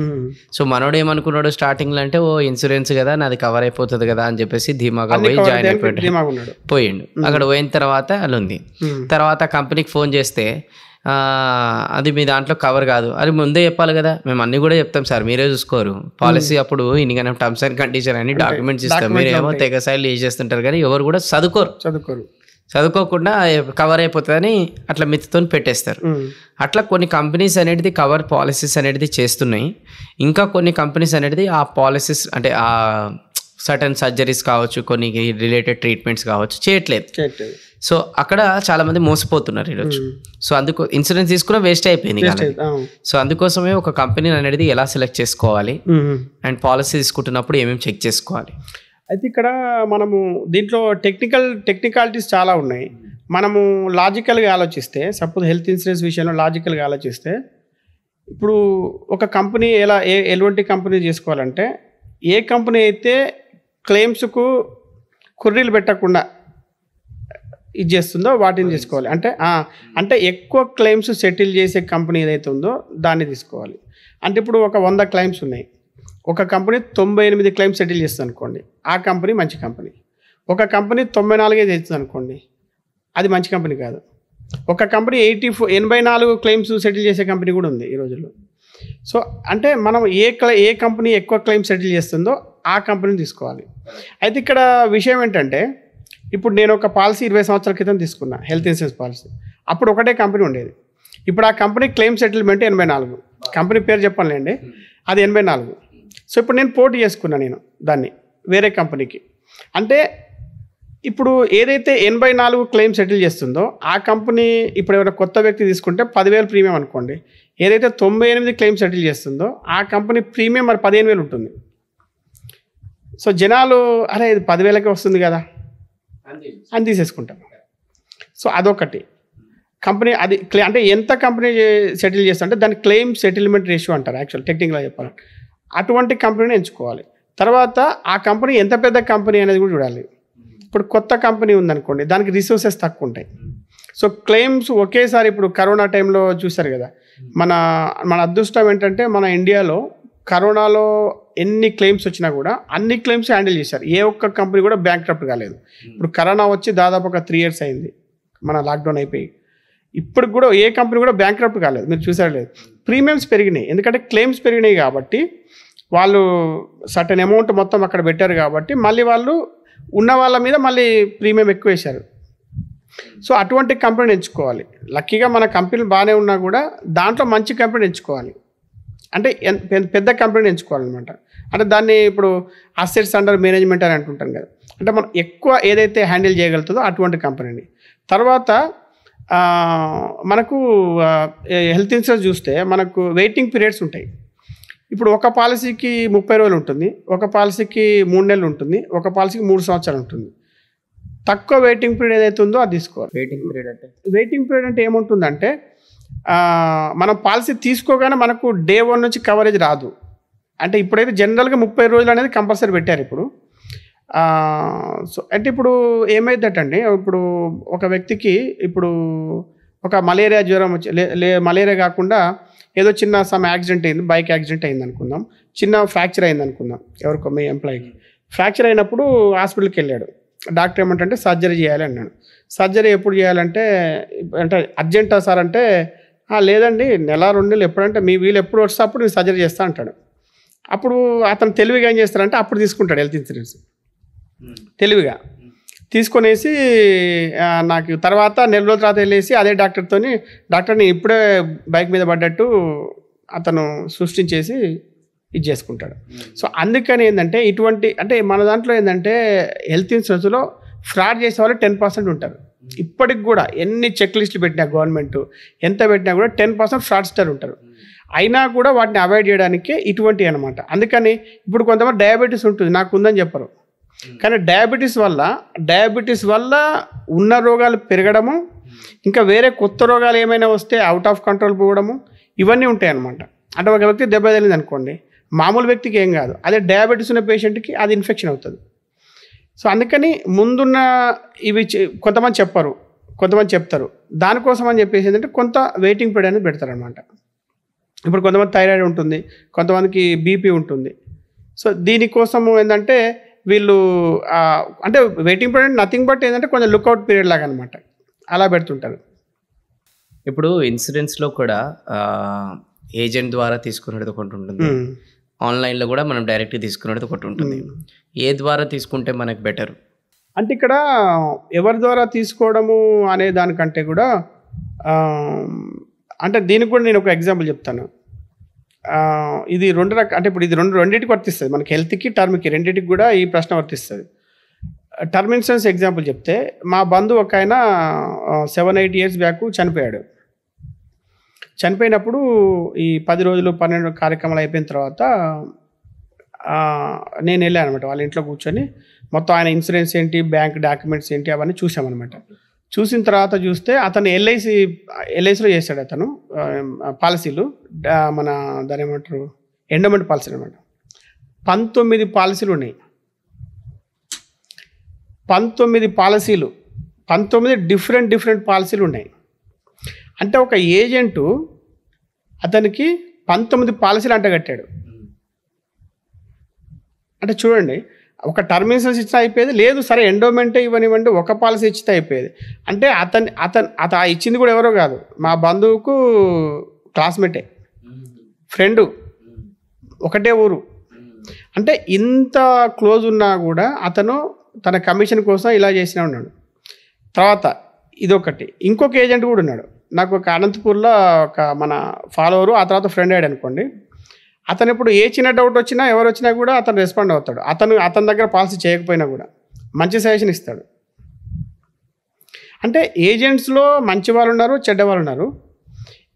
సో దాంట్లో మనకు మంచి సర్వీస్ ఎవరు ఇస్తారు అనే దాన్ని బట్టి మనం ఏజెంట్స్ను చూస్ చేసుకోవాలి. అదొకటి. తర్వాత ఇంకోటి హెల్త్ ఇన్సూరెన్స్ విషయానికి వచ్చేసరి టర్మ్ ఇన్సూరెన్స్ ఏంటంటే చనిపోతే సర్వీస్ ఇవ్వాలి కాబట్టి అక్కడ ఏంటంటే రిలేషన్స్ వీలైతే బాగుంటుందని అనుకుంటారు చాలామంది. అయితే ఇప్పుడు ఆన్లైన్లో కూడా వీళ్ళు ఏమైందంటే ఇప్పుడు బిజినెస్ మోడల్ చేంజ్ అయింది. ఇంతకుముందు మన ఆన్లైన్ కంపెనీస్ ఏంటంటే ఆన్లైన్లో అప్లై చేసేస్తే అయిపోద్దులే అనుకునే వాళ్ళు. ఇప్పుడు మనం ఆన్లైన్లో మనం రిక్వెస్ట్ పెడితే వాళ్ళు మన దగ్గరకు వచ్చి మనకంతా గైడెన్స్ ఇచ్చి ఫామ్ ఫిలప్ చేసి తీసుకొని పోతున్నారు. ఆ తర్వాత మనం ఒక నెంబర్ కూడా ఇస్తున్నారు. ఇప్పుడు నేను నా టర్మ్ పాలసీ నేను ఆన్లైన్లో తీసుకున్నా. అసలు ఈ కంపెనీస్ ఏం లేనప్పుడే నాది 10 years బ్యాక్ ఏమో తీసుకున్నప్పుడు, అంటే నాకు ఇంతకుముందు ఎండోమెంట్ ఉండే, తర్వాత టర్మ్ పాలసీ తీసుకున్నప్పుడు నేను ఆన్లైన్లో తీసుకున్నాను. మరి ఆన్లైన్లో తీసుకున్నప్పుడు నాకు ఏజెంట్ ఎవరు లేరు, నేనే జస్ట్ బ్యాంక్స్ మన సైట్కి వెళ్ళేసి తీసుకున్నాను అనమాట. దాంట్లో ఆ పాలసీ వెనకాల నాకు నా సర్వీసింగ్ బ్రాంచ్ ఉందన్నమాట. నా సర్వీసింగ్ బ్రాంచ్ సికింద్రాబాద్. సో దాంట్లో ఒక నెంబర్ ఇచ్చారనమాట. కానీ ఇప్పుడు ఎట్లా ఉందంటే ఇప్పుడు ఆల్రెడీ వాళ్ళు ఎవరైతే ఆన్లైన్లో కూడా వాళ్ళు వస్తున్నారు పర్సన్స్, వాళ్ళు ట్రైన్డ్ పర్సన్స్ తీసుకుంటున్నారు, క్లెయిమ్స్ కూడా అటెండ్ చేస్తున్నారు. వాళ్ళు ఎప్పుడంటే అప్పుడు మనకు 24/7 360 సర్వీస్ వాళ్ళది ఉంది, ఇది ఉంది. సో ఇప్పుడు మనము కంపేర్ చేయడం కూడా అవసరం లేదు మనకు అంతగా. అయితే ఇన్సూరెన్స్ పాలసీలు కొంతమంది తీసుకుంటుంటారు, కొన్ని అనుభవాలు కూడా చేదువి గురైతాయి. అంటే ఫర్ అన్ ఎగ్జాంపుల్ ఒక ఇన్సూరెన్స్ రిలేటెడ్ క్లెయిమ్ చేస్తారు, ఎండ్ ఆఫ్ ద డే ఆ క్లెయిమ్ అనేది ఎందుకో రాదు, ఆ రీజన్ కూడా వ్యాలిడ్ తెలియదు వీళ్ళకి. సో అట్లాంటప్పుడు మనం రేపటి రోజున కంప్లైంట్ ఎవరికి చేయాలి, ఇన్సూరెన్స్ కంపెనీ అంటాడు స్టార్టింగ్లో 1 అంటాడు, తర్వాత డాక్టర్లు అంటారు ఇది అంటారు. సో ఇక్కడ ఒక దగ్గర డాక్టర్లది ఇన్సూరెన్స్ మధ్యలో కస్టమరే నష్టపోతాడు, పేషెంట్. సో అట్లాంటప్పుడు డాక్టర్లకి ఏమనలేం, ఇన్సూరెన్స్ కంపెనీకి వెళ్ళమని, ఇద్దరు కూడా మాది కరెక్ట్ అని చూపించుకుంటారు. కానీ నష్టపోయిన వ్యక్తి రేపటి రోజున ఎక్కడ కంప్లైంట్ చేయాలి? అయితే ఇక్కడ మనకు పాలసీలు మామూలుగా అయితే డాక్యుమెంట్ దాన్ని బట్టి అయితే వాళ్ళు ఏది కవర్ అయితే అన్నీ ఇచ్చేస్తారు. ఒకవేళ ఇవ్వలేదు అనుకుందాం, సపోజ్ అంటే కొన్ని ఇవ్వని కంపెనీస్ కూడా ఉన్నాయి. కొన్ని కంపెనీ నేను చెప్పాను నేను తీసుకున్న పాత పాలసీ అటువంటి కంపెనీ అనమాట. నాకు ఇస్తుంది, ఎందుకంటే దానికి ఒక బెనిఫిట్ ఉంటుందన్నమాట, మారటోరియం పీరియడ్ అని ఉంటుందన్నమాట. సో నేను ఆల్రెడీ 17 years కాబట్టి నేను ఏది పెట్టినా అది అప్రూవ్ అయిపోద్ది. కానీ అదే కంపెనీ కొత్త వాళ్ళు తీసుకుంటే మాత్రం అది అప్రూవ్ చేయదు. సో ఇప్పుడు ఈ విషయానికి వస్తే ఏదైతే క్లెయిమ్స్ వాళ్ళు చేయట్లేదో ఇక్కడ ఏమవుతుందంటే మన పాలసీలో ఒకటి గ్రీవెన్స్ నెంబర్ అని ఉంటుంది అన్నమాట, గ్రీవెన్స్ డిపార్ట్మెంట్ అని ఉంటుంది. నాకు కూడా ఒకటి అయింది అంతకుముందు. కాబట్టి దాంట్లో పాలసీలోనే మనకు గ్రీవెన్స్ డిపార్ట్మెంట్ అని ఉంటుంది. వాళ్ళకు మెయిల్ చేయొచ్చు, వాళ్ళకు ఫోన్ చేయొచ్చు. అంటే ఏంటి గ్రీవెన్స్? గ్రీవెన్స్ అంటే ఇటువంటి వివాదాలు పరిష్కరించే ఒక డిపార్ట్మెంట్ అనమాట. ఏది వాళ్ళ అంటే ఇప్పుడు మీరు ఒక కంపెనీ XYZ కంపెనీ యొక్క హెల్త్ ఇన్సూరెన్స్ తీసుకున్నారు, మీరు ఒక హాస్పిటల్కి వెళ్తే వాడు క్లెయిమ్ యాక్సెప్ట్ చేయలేదు. సో మీరు అదే కంపెనీలో ఉన్న గ్రీవెన్స్ డిపార్ట్మెంట్కే మీరు కంప్లైంట్ చేస్తున్నారు, చేయొచ్చు. రెండోది కూడా ఈ మన IRDA అది నెక్స్ట్ లెవెల్. ఓకే.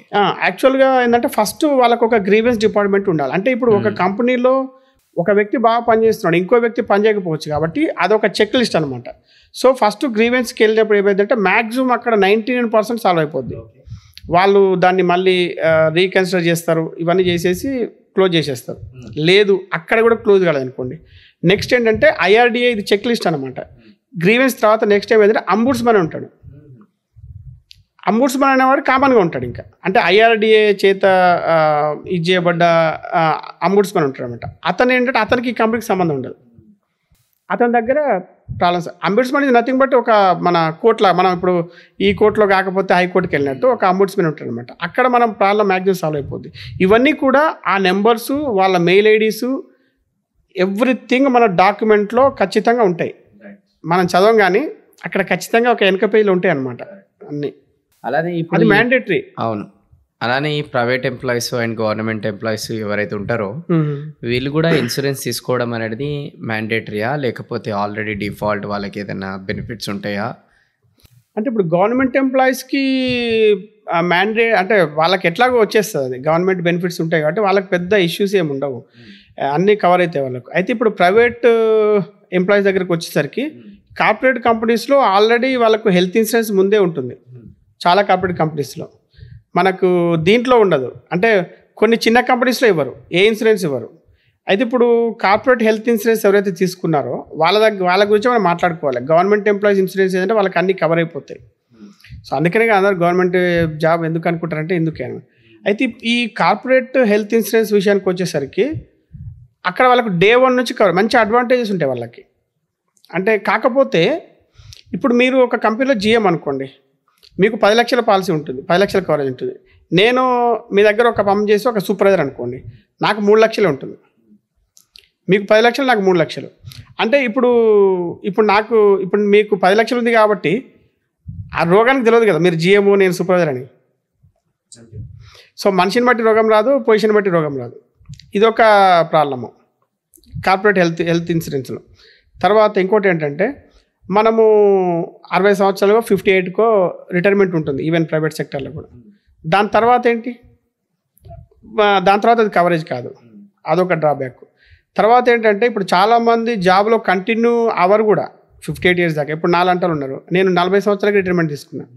సో ఇప్పుడు నేను కార్పొరేట్ హెల్త్ ఇన్సూరెన్స్ నాకు ఆల్రెడీ ఉంది నా కంపెనీలో. నేను చేసిన ప్రతి ఒక్క కంపెనీ కూడా మంచి కంపెనీ, దాంట్లో ఉన్నా కూడా నేను తీసుకున్నా. ఎందుకంటే ఇప్పుడు చాలామంది కంటిన్యూ చేయరు జాబ్.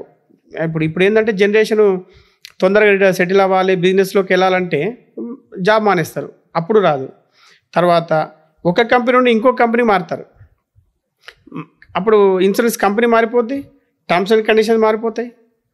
తర్వాత ఇప్పుడు ఇక్కడ పేరెంట్స్ కవర్ అవుతారు, అక్కడ పేరెంట్స్ కవర్ కారు. సో ఇటువంటి డ్రాబ్యాక్స్ ఉంటాయి అన్నమాట. కాబట్టి కార్పొరేట్ హెల్త్ ఇన్సూరెన్స్ ఉన్నా కూడా మనం ఖచ్చితంగా పర్సనల్గా పాలసీ తీసుకోవాల్సిందే, అది 100% తీసుకోవాల్సిందే. ఒక మిడిల్ క్లాస్ ఫ్యామిలీలో ఒక 4 మెంబర్స్ ఉన్నారనుకోండి. సో ఆ 4 మెంబర్స్ అందరికీ కరెక్ట్గా ఎలాంటి పాలసీ అనేది వాళ్ళు తీసుకుంటే బాగుంటుంది, ఎలాంటి కంపెనీలో తీసుకుంటే బాగుంటుంది? ఇప్పుడు మనం ఫ్యామిలీలో నలుగురు ఉన్నారు అనుకోండి, టర్మ్ ఇన్సూరెన్స్ అందరికి అవసరం లేదు. కరెక్ట్. ఎందుకంటే మెయిన్గా ఇన్కమ్ సంపాదించే వ్యక్తి ఎవరైతే యజమాని ఉన్నాడో, ఎవరైతే ఇన్కమ్ ఇప్పుడు ఇద్దరు కపుల్స్ కూడా పనిచేస్తున్నారు కాబట్టి వాళ్ళకే టర్మ్ ఇన్సూరెన్స్ అవసరం. But health insurance is mandatory for everybody. అంటే మనం ప్రతి ఒక్క ఇప్పుడు పుట్టబోయే బాబుకు కూడా కంపల్సరీ. ఇప్పుడు మనం ఫ్యామిలీ ఇన్సూరెన్స్ తీసుకున్నాం అనుకోండి, ఫ్యామిలీ ఫ్లోటర్ పాలసీ అని ఉంటుంది. సో ఫ్యామిలీ మొత్తానికి కవర్ అవుద్ది. ఈవెన్ ఇప్పుడు పుట్టబోయే బాబుకు కూడా మనం రాగానే ఇమీడియట్గా మనం దాన్ని వాళ్ళకి ఇన్ఫార్మ్ చేస్తే వాళ్ళు కవర్ చేస్తారు. సో ఖచ్చితంగా హెల్త్ ఇన్సూరెన్స్ అనేది కంపల్సరీ. టర్మ్ ఇన్సూరెన్స్ ఎవరైతే సంపాదిస్తున్నారో వాళ్ళ వల్ల ఎవరికైతే ఫైనాన్షియల్గా ప్రాబ్లం అవుద్దో, ఫ్యామిలీ డిస్టర్బ్ అవుద్దో, వాళ్ళు లేకపోతే వాళ్ళు టర్మ్ ఇన్సూరెన్స్ తీసుకోవాలి. అలానే చాలా మంది యాక్టర్స్ ఎవరైతే ఉంటారో వాళ్ళ బాడీ పార్ట్స్ రిలేటెడ్ కావచ్చు, లేదంటే వాయిస్ రిలేటెడ్ కావచ్చు, వోకల్ కార్డ్, సో వీటికి కూడా సపరేట్గా మధ్యకాలంలో ఇన్సూరెన్స్ పాలసీస్ అనేది స్పెషల్గా చేయించుకుంటున్నారు. దీని సంగతి ఏంటి? ఇది ఎట్లా అంటే మనం ఇప్పుడు చాలా మంది ఇల్లుకి కూడా ఇన్సూరెన్స్ ఇస్తుంటాం. అంటే మన ఇల్లు ఫోన్ కి కూడా, ఫోన్ మన ఐఫోన్ కి ఉంది కదా, అట్లానే ఫోన్ పగిలిపోతే ఇన్సూరెన్స్, లేదా ఇంట్లో దొంగలు పడితే ఇన్సూరెన్స్. అట్లనే వాళ్ళ బాడీ పార్ట్స్ అనేది ఒక ఆస్తి, వాళ్ళకు ఒక అసెట్ అది. ఇప్పుడు ఫుట్బాల్ ఆడేవాడికి వాడి కాళ్ళు ఒక అసెట్, తర్వాత అమితాబ్ బచ్చన్ కి వోకల్ కార్డ్స్ ఒక అసెట్, సానియా మిర్జాకి ఇప్పుడు టెన్నిస్ ఆడుతుంది కాబట్టి ఆమె చేతులు ఇవి ఒక అసెట్. సో వీటికి వీళ్ళు ఇన్సూరెన్స్ చేస్తుంటారు అన్నమాట. ఎందుకు అంటే సేమ్ ఇదే కాన్సెప్ట్. ఇన్సూరెన్స్ ఏంటంటే రేపు ఫ్యూచర్లో ఏదైనా ఇంజూర్డ్ అయితే, ఎందుకంటే వాళ్ళకు ఎక్కువ అంటే రిస్క్ ఎక్కువ వాళ్ళకి. ఇప్పుడు సానియా మిర్జా ఆడేటప్పుడు ఏదైనా యాక్సిడెంట్ అయింది అనుకోండి, కింద పడింది అనుకోండి, అప్పుడు ఇది ఏమైనా చెయ్యి ఇరిగింది అనుకోండి, సో ఇప్పుడు తర్వాత నెక్స్ట్ టెన్నిస్ ద్వారా ఆమె సంపాదించబోయే ఆదాయం ఆగిపోద్ది. ఇప్పుడు మన ఇక్కడ కూడా అదే కాన్సెప్ట్ అనమాట. మన ఆదాయం ఆగిపోకుండా ఉండడమే కదా ఇన్సూరెన్స్. ఇట్లానే వీళ్ళ ఆదాయం ఆగిపోద్ది కాబట్టి అది ఆగిపోకుండా వీళ్ళు తీసుకుంటుంటారు జనరల్ ఇన్సూరెన్స్. సో వాళ్ళ ఎంత ఇన్కమ్ పొటెన్షియల్ ఉందో దాన్ని బట్టి వాళ్ళు తీసుకుంటారు. ఇప్పుడు ఈవెన్ ఇప్పుడు దీంట్లో కూడా పర్మనెంట్, టెంపరీ రెండు ఉంటాయి అనమాట. అంటే మామూలుగా ఎవ్రీ ఇయర్ కట్టుకునేది ఉంటుంది. ఇప్పుడు కొన్ని ఉంటాయి. ఇప్పుడు మన సినిమాలకు బాహుబలి సెట్ అది ఇన్సూరెన్స్ తీసుకున్నారు, అది ఓన్లీ ఆ టర్మ్ వరకే అనమాట, ఆ సినిమా షూటింగ్ వరకే, ఇంకా ఆ తర్వాత ఇన్సూరెన్స్ లేదు. సో ఇన్సూరెన్స్ అనేది అంటే ఎక్కడైతే మనకు రిస్క్ ఎక్కువ ఉందో ఆ రిస్క్ను మిటిగేట్ చేయడానికి మనం ఇన్సూరెన్స్ తీసుకోవాలి. అది మనిషి కావచ్చు, లైఫ్ కావచ్చు, హెల్త్ కావచ్చు, గొంతు కావచ్చు, కాలు కావచ్చు. సో ఇప్పుడు ఈ హెల్త్ ఇన్సూరెన్స్ కావచ్చు, టర్మ్ ఇన్సూరెన్స్ కావచ్చు, ఈ రెండు కూడా తీసుకోవడానికి ఎలిజిబిలిటీ క్రైటీరియాస్ ఏమేమి ఉంటాయి? లైక్ ఏజ్ రిలేటెడ్ కావచ్చు, కొంతమంది అంటారు మేము పేదవాళ్ళు, కొంతమంది అంటారు మేము గొప్పవాళ్ళు. అట్లా గొప్పవాళ్ళు పేదవాళ్ళు క్రైటీరియా ఉందా? ఏజ్ లిమిట్ క్రైటీరియా ఉందా? మేము హౌస్ వైఫ్ మాకేం అవసరం ఈ ఇన్సూరెన్స్లు అని అట్లాంటిది ఏది అంటే వాళ్ళకి తెలియదు. మాకేముందు ఉంటుంది ఎలిజిబిలిటీ అని ఇట్లా స్టూడెంట్స్ అనుకుంటారు, మాకేముంటుంది ఇన్సూరెన్స్ రిలేటెడ్ అని అనుకుంటారు. సో అలా హెల్త్కి, టర్మ్కి ఈ రెండిటికి క్రైటీరియా ఏంటి తీసుకోవడానికి? అయితే టర్మ్ ఇన్సూరెన్స్కి కొంత ఇవి ఉంటాయి రూల్స్ అండ్ రెగ్యులేషన్స్. హెల్త్ ఇన్సూరెన్స్కి పెద్దగా ఏముండవు, అందరికి ఉండాల్సిందే అది. ఎందుకంటే హెల్త్ అనేది మ్యాండేటరీ కాబట్టి. సో హెల్త్ ఇన్సూరెన్స్ అందరికీ కావాలి, తీసుకుంటే. ఇప్పుడు మన ఇండియాలో ఏంటంటే చాలామంది రైతులకు కానీ వీళ్ళకు మన రైతు బీమా అని, అంటే ఆరోగ్యశ్రీ, మళ్ళీ ఆయుష్మాన్ భారత్ ఇటువంటి స్కీమ్స్ ఉండడం వల్ల చాలామంది కవర్ అవుతున్నారు. సో అంటే కాబట్టి వాళ్ళకి ఏమీ పెద్ద ప్రాబ్లం కాదు. అంటే దానికేమో అర్హతలు అవసరం లేదు, డబ్బులు ఉంటే చాలు, అంటే ప్రీమియం కట్టగలిగి ఉంటే సరిపోతుంది. టర్మ్ ఇన్సూరెన్స్ విషయానికి వచ్చేసరికి ఏమైందంటే టర్మ్ ఇన్సూరెన్స్ అందరికీ ఇవ్వరు. ఎవరైతే ఇన్కమ్ ప్రూఫ్ ఉంటేనే ఇస్తారు. ఓకే, ఇన్కమ్ ప్రూఫ్ లేకుండా కూడా ఉంది.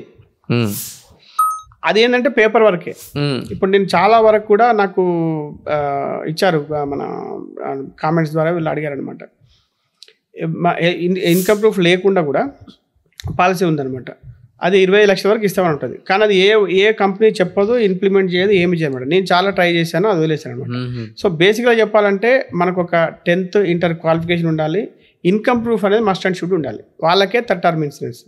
ఇన్కమ్ ప్రూఫ్ లేకపోతే ఇన్కమ్ ప్రూఫ్లో కూడా ఏముండాలి? ఇన్కమ్ ప్రూఫ్ అంటే ఇప్పుడు శాలరీ వాళ్ళకు శాలరీ సర్టిఫికేట్ కానీ ఇవన్నీ ఉంటాయి, బ్యాంక్ రిటర్న్స్ బిజినెస్ చేసే వాళ్ళు ఐటీ రిటర్న్స్ ఇవన్నీ ఉంటాయి కాబట్టి ఓకే, ఫామ్ 16 ఇవన్నీ ఉంటాయి. ఇక బిజినెస్ చేసే వాళ్ళకేమో ఐటీ రిటర్న్స్ ఇవన్నీ ఉండాలన్నమాట. రియల్ ఎస్టేట్ పైన మీ ఒపీనియన్ ఏంటి? ఎందుకంటే రియల్ ఎస్టేట్ పైన కొంతమందికి ఎట్లుంటుంది అని అంటే రియల్ ఎస్టేట్లో ఇన్వెస్ట్మెంట్ చేసే బదులు ఈ మధ్యకాలంలో కొంతమంది ఫైనాన్షియల్ ఇన్ఫ్లుయెన్స్ చెప్పేది మీరు స్టాక్స్లోనో మ్యూచువల్ ఫండ్లో ఇన్వెస్ట్మెంట్ చేసుకుంటే ఇంకా బాగుంటుంది అని అంటున్నారు. కొంతమంది అయితే ఇంకా క్రిప్టో రిలేటెడ్ సపరేట్ ఇన్ఫ్లుయెన్సర్స్ వచ్చారు ఈ మధ్యలో. సో క్రిప్టోలో వేయండి, రియల్ ఎస్టేట్లో వేయకొద్దు, గోల్డ్లో వద్దు, అట్లనే స్టాక్స్లో వద్దు, మ్యూచువల్ ఫండ్లో కూడా వద్దు, క్రిప్టోలో వేయండి బాగుంది రిటర్న్ ఆన్ ఇన్వెస్ట్మెంట్ అంటున్నారు. So real estate versus digital assets clarity ఇవ్వండి. ఎందుకంటే రియల్ ఎస్టేట్ అనేది ఫిజికల్ అసెట్, అవును, ఇవి క్రిప్టో, స్టాక్, మ్యూచువల్ ఫండ్ ఇవన్నీ డిజిటల్ అసెట్. సో ఈ రియల్ ఎస్టేట్ అనేది ఇవన్నిటికీ బీట్ చేస్తుందా ఇప్పుడు నేను చెప్పిన డిజిటల్ అసెట్స్ని? ఏది బెస్ట్ అంటారు? అయితే రియల్ ఎస్టేట్ అనేది ఓకే, అది ఫిజికల్ అసెట్. అయితే అంటే మనము ఇక్కడ ఇప్పుడు రియల్ ఎస్టేట్ అంటే ఏంటంటే మనం ఉండడానికి ఒక ఇల్లు అయితే కావాలి. ఇప్పుడు మనం మ్యూచువల్ ఫండ్స్ చేసినా కూడా ఆ డబ్బులతో ఫైనాన్షియల్ ఫ్రీడమ్ ఇవన్నీ అంటున్నాము. సో మనకి ఇల్లు అయితే కావాలి కదా. సో ఇల్లు అయినప్పుడు రియల్ ఎస్టేట్ ఉండాలి. అంటే మనము మనం ఉండడానికి ఖచ్చితంగా ఒకరికి షెల్టర్ అనేది అవసరం. సో కాబట్టి అంతవరకు ఇన్వెస్ట్మెంట్ చేసుకోవచ్చు, మన ఇంటి వరకు అంతవరకు, ఇంకొక ఎక్స్ట్రా ఏదైనా చేసుకోవచ్చు. కానీ మనమే మొత్తం 100% రియల్ ఎస్టేట్లో పెట్టకూడదు. మనకి ఎంతో నేను ఒక 25 yearsకి నేను జాబ్లో జాయిన్ అయితే నేను ఒక 40 yearsకి నేను ఇల్లు కట్టుకుంటాను అనుకున్నప్పుడు ఆ ఇంటి కోసం నేను ఇన్వెస్ట్మెంట్ చేసుకోవచ్చు. ఆ తర్వాత 40 yearsకి అతను ఫైనాన్షియల్ వచ్చిన తర్వాత అతను ఇన్వెస్ట్మెంట్ మళ్ళీ దీంట్లో రియల్ ఎస్టేట్ అవసరం లేదు అతనికి. ఎందుకు అంటే రియల్ ఎస్టేట్లో వచ్చే ఇప్పుడు మనం ఇక్కడే చూసుకుంటే హైదరాబాద్ రిటర్న్స్ చూసుకుంటే CAGR చూసుకుంటే, అంటే ఇప్పుడు కొంతమంది మళ్ళీ కామెంట్స్ పెట్టవచ్చు ఇప్పుడు కింద ఏమనంటే నేను లాస్ట్ ఇయర్ కొన్న ఒక ప్రాపర్టీ ఇప్పుడు డబుల్ అయిపోయింది 1 year అని. అంటే లక్కీ లాటరీ వదిలేస్తే మామూలుగా చూస్తే 10% CAGR యాక్చువల్గా Hyderabad real estate return on investment CAGR. అది కూడా రెసిడెన్షియల్కి వేరు, మళ్ళీ కమర్షియల్కి రెసిడెన్షియల్ వేరు, కమర్షియల్ వేరు. అంటే ఒకటి కమర్షియల్ మళ్ళీ ఒక కామన్ మ్యాన్ కొనలేడు. ఇప్పుడు గచ్చిబౌలిలోనో ఎక్కడోనో ఈ కమర్షియల్ ప్రాపర్టీ కొనాలంటే దానికి ఇన్వెస్ట్మెంట్ ఎక్కువ అవుతుంది. సో మనం కామన్ మ్యాన్ పాయింట్ ఆఫ్ వ్యూలో చూసుకుంటే రెసిడెన్షియల్ రియల్ ఎస్టేట్ అయినా కూడా మనకు రిటర్న్స్ అంతా ఉండవు. బట్ రియల్ ఎస్టేట్ ఇన్వెస్ట్మెంట్ కూడా చేసుకోవాలి. మన డైవర్సిఫికేషన్ అనేది కంపల్సరీ ఉండాలి. స్టాక్స్లో పెట్టుకోవాలి, రియల్ ఎస్టేట్ పెట్టుకోవాలి, గోల్డ్లో పెట్టుకోవాలి, ఇవన్నీ పెట్టుకోవాలి. అంటే నాకడితే నేను ఏమంటానంటే ఒక 60% stocks, mutual fund, digital asset, ఇంకొక 40% రియల్ ఎస్టేట్ అండ్ గోల్డ్ అని చెప్తాను. ఏమంటారు? Correct, right. So real estate, mutual fund తప్ప ఆస్తులు లేవా అని చాలామంది అంటుంటారు. ఓకే, సో మనం ఎక్కువగా రియల్ ఎస్టేట్లోనే ఇన్వెస్ట్మెంట్ చేస్తుంటాం. సెకండ్ ఆప్షన్ కింద మ్యూచువల్ ఫండ్లో ఇన్వెస్ట్మెంట్ చేస్తుంటాం అనమాట. సో ఇవే ఆస్తులు ఉన్నాయి, ఇంకా వేరే ఆస్తులు లేవా మీకు అని చాలామంది అంటుంటారు. సో దీనికి ఏమంటారు? ఆస్తులు ఉన్నాయి, గోల్డ్ ఉంది, గోల్డ్ ఒక ఆస్తి. ఇంకా మనం చెప్పాలి మన హెల్త్ కూడా ఒక ఆస్తి. ఇప్పుడు హెల్త్ మనం ఇదంతా హెల్త్ మన ఆస్తి, మన రిలేషన్స్ ఒక ఆస్తి, ఇవన్నీ అసెట్సే. అలానే ఇప్పుడు ధనవంతులు చాలా మంది ట్యాక్స్ అనేది పే చేయరు అంటుంటారు.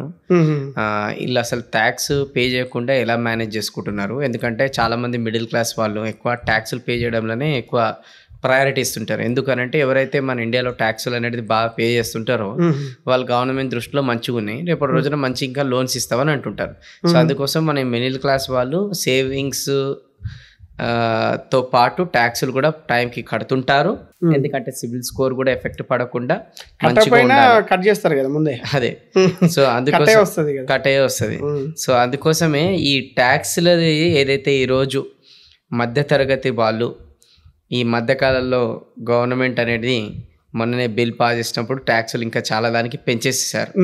సో వీటి నుంచి కూడా కొంచెం సేవ్ కావాలంటే ఏం చేయాలి? ఏం టిప్స్ చెప్తారు ట్యాక్స్ల రిలేటెడ్? అంటే ధనవంతులు ట్యాక్సులు పే చేయరు అని ఏముండదు, ధనవంతులు ట్యాక్స్ పే చేస్తారు. కానీ వాళ్ళ దగ్గర కొన్ని స్మార్ట్ స్ట్రాటజీస్ ఉంటాయి కదా. యాక్చువల్గా ట్యాక్స్ ప్లానింగ్ మనకు తెలియకపోవడం అనమాట. ఇప్పుడు చాలా మంది ఏమనుకుంటారంటే ఒక ఎంప్లాయీకి మ్యాక్సిమం 30% ఇన్కమ్ ట్యాక్స్ కట్టాలి. అంటే ముఖేష్ అంబానీ 4% ట్యాక్స్ కడతాడు, ఒక ఎంప్లాయీ ఏమో 30% ట్యాక్స్ కడతాడు. ఇది ఎంతవరకు న్యాయం అని చెప్పేసి కొంతమంది వీడియోలు పెడుతుంటారు, ప్రొఫెసర్లు పెడుతుంటారు, లేకపోతే ఇంకా ఏదో చెప్తుంటారు. ఇక్కడ ప్రాబ్లం ఏంటంటే ముఖేష్ అంబానీ ట్యాక్స్ ప్లానింగ్ చేశాడు కాబట్టి 4% కడుతున్నాడు. మనం ట్యాక్స్ ప్లానింగ్ చేయట్లేదు కాబట్టి మనం 30% కడుతున్నాం. అదే లాంగ్ టర్మ్ అయితే ఇది దేశానికి దేశద్రోహి, దేశానికి నష్టం చేస్తున్నాడు అని చెప్పేసి వీళ్ళు కొంతమంది ఇది చేస్తుంటారు. ఇప్పుడు ఒకటండి, ఇప్పుడు అతను ముఖేష్ అంబానీ 4% ట్యాక్స్ కట్టాడు, గౌతమ్ అదానీ 4% ట్యాక్స్ కట్టాడు అనుకుందాం. ఎందుకు ట్యాక్స్ ప్లానింగ్లో ఎలా ట్యాక్స్ ప్లాన్ చేస్తారంటే వాళ్ళు ఇంకేదో అసెట్ కొంటేనే ట్యాక్స్ ప్లాన్ అవుతుంది. వాళ్ళు ట్యాక్స్ ప్లానింగ్ అంటే వాళ్ళు కారు కొనరు. సో వాళ్ళు ఏం చేస్తారంటే ఇంకో కంపెనీ పెడతారు. ఆ ఇంకో కంపెనీ ద్వారా కొంతమందికి ఎంప్లాయ్మెంట్ వస్తుంది, ఆ తర్వాత బిజినెస్ డెవలప్ అవుద్ది, అది ఇన్కమ్ జనరేట్ అవుతుంది. సో అది జీడిపికి యాడ్ అవుద్ది. సో ఈ లాజిక్ ఎవరు చెప్పరు. ఇప్పుడు ఈవెన్ నేనే కూడా నా కంపెనీ పేరు డిఎస్ఎం మీడియా. నేను కూడా లాస్ట్ 3 years నుంచి 0 ట్యాక్స్ కడుతున్నా. అంటే నేను ట్యాక్స్ ఏమి ఎగ్గొట్టట్లేదు, ట్యాక్స్ ప్లానింగ్ చేస్తున్నా. సో మరి నేను ట్యాక్స్ ప్లానింగ్ చేసేటప్పుడు నేను దేని మీద ఇన్వెస్ట్ చేస్తా? నేను నా ఎక్విప్మెంట్ మీద దీని మీద ఇన్వెస్ట్ చేస్తున్నా. సో దానివల్ల నా ఇన్కమ్ పొటెన్షియల్ పెరుగుతుంది, నా ఆపర్చునిటీస్ పెరిగినాయి.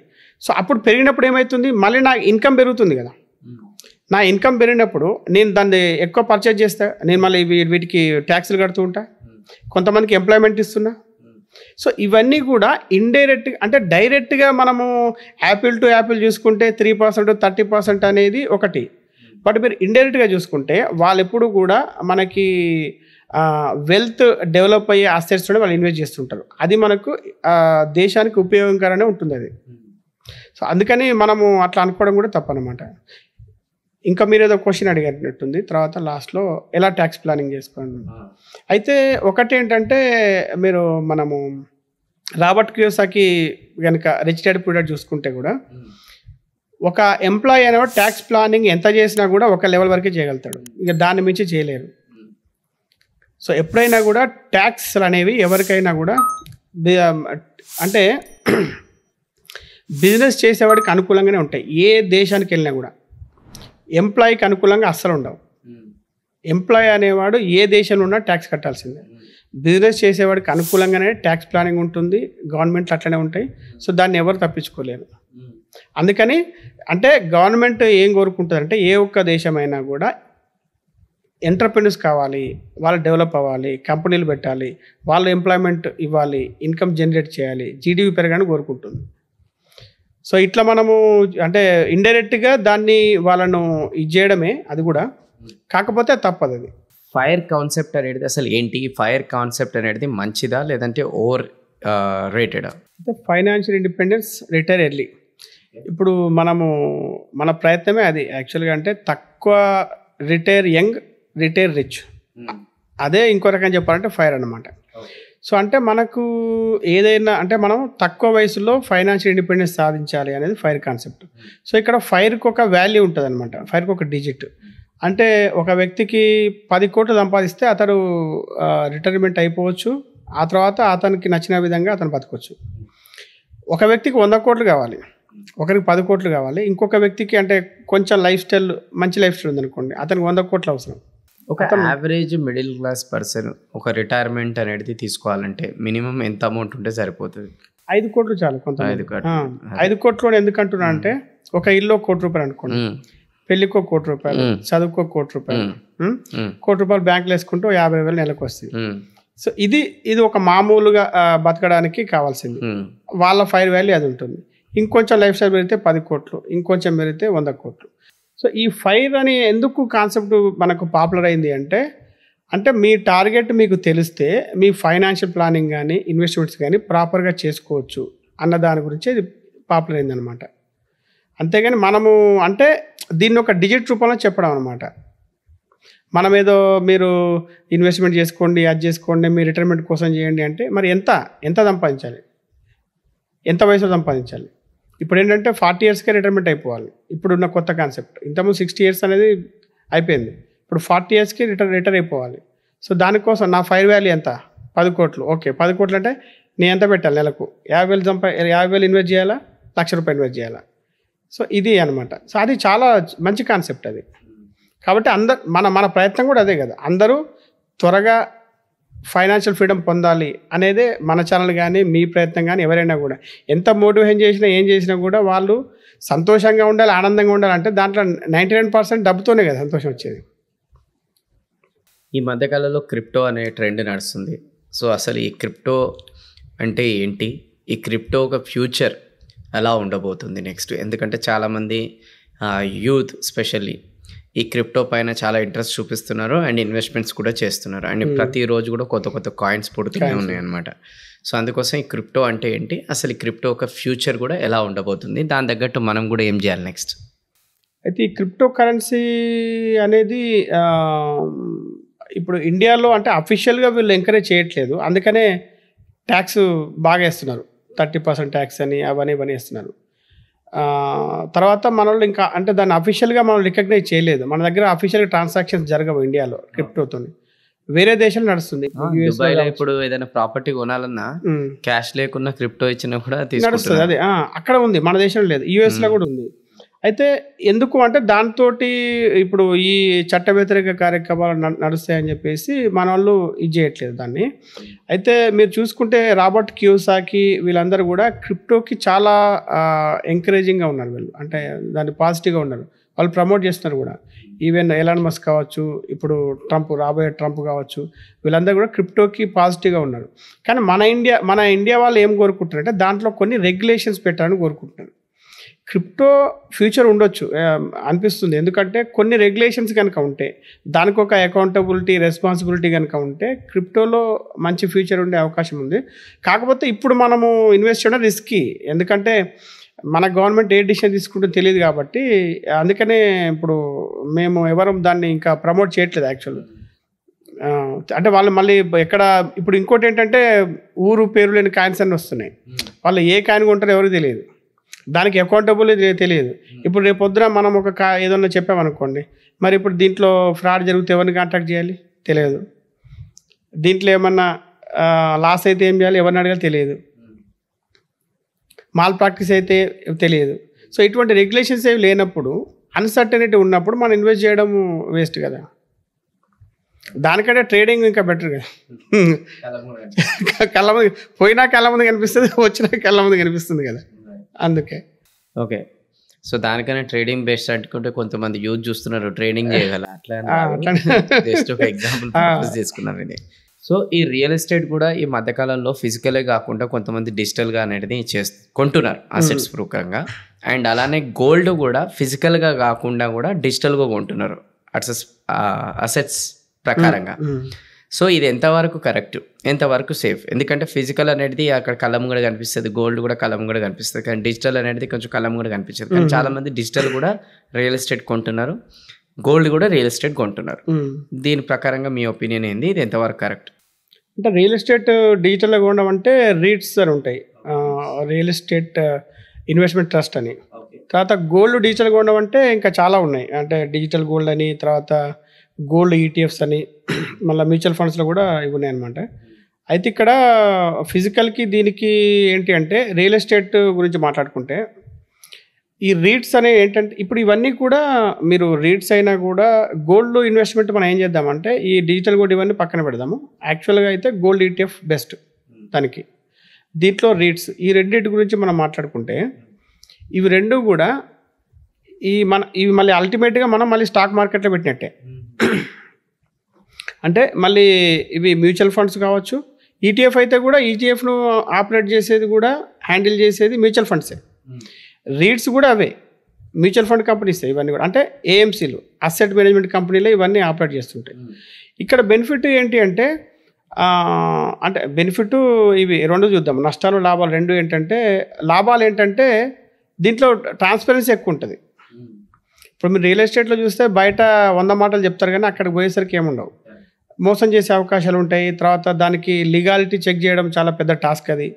తర్వాత కరెక్ట్ రేటు కూడా దొరకదు. అంటే రియల్ ఎస్టేట్లో మంచి డీలు అంటే నెగోషియేషన్ పవర్ మీద ఆధారపడి ఉంటుంది.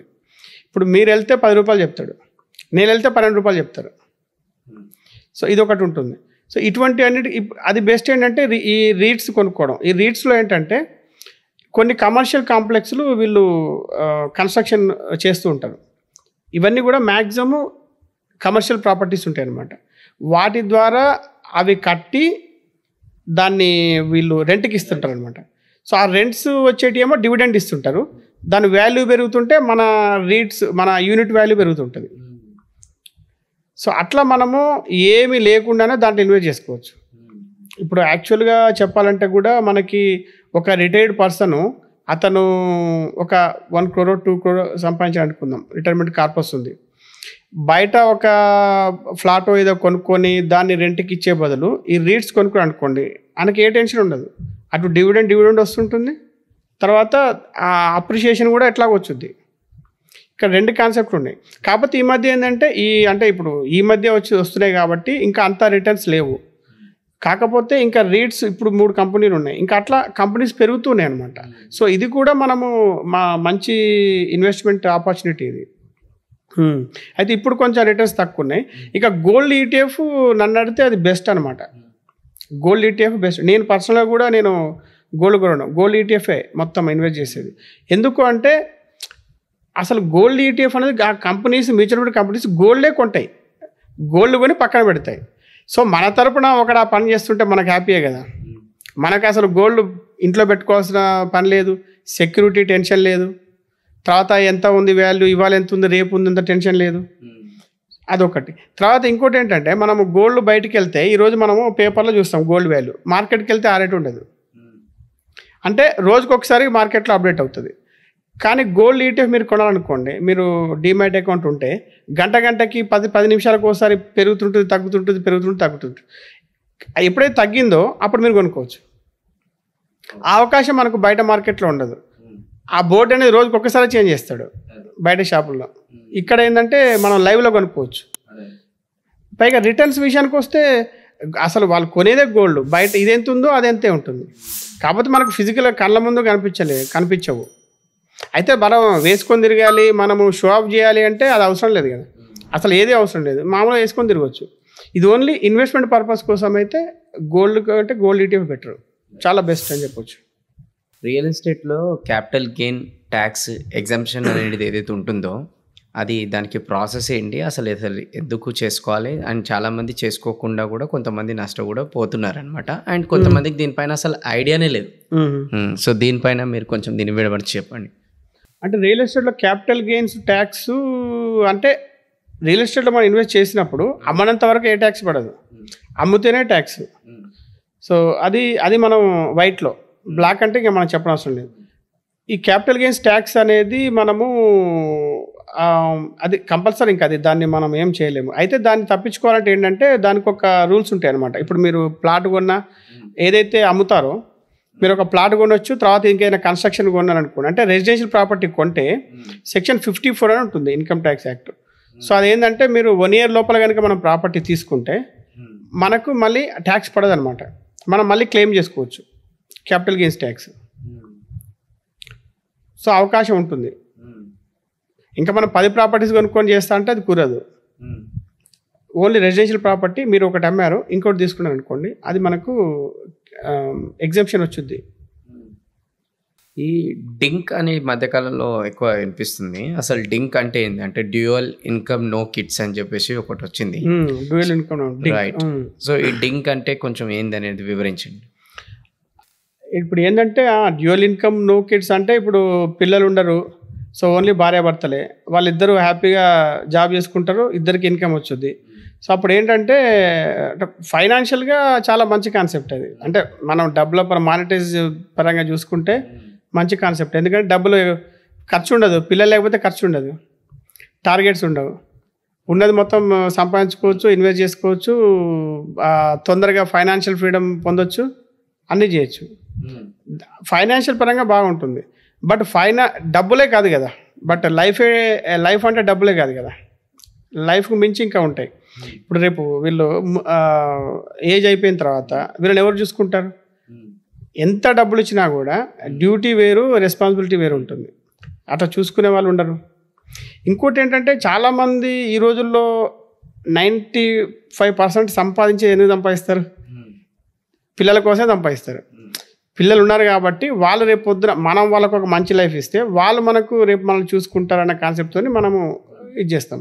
తర్వాత వాళ్ళకు ఒక మంచి ఎడ్యుకేషన్ ఇప్పించాలని చెప్పేసి మనం సరే దానికి ఒక ₹1,00,00,000 అంటే ఆ ₹1,00,00,000 సంపాదించడానికి ట్రై చేస్తుంటాం. పిల్లలకు మంచి మ్యారేజ్ చేయాలంటే ₹1,00,00,000 కావాలి, వాళ్ళకు ఒక మంచి ఇది కావాలని చెప్పేసి మనం చేస్తాం.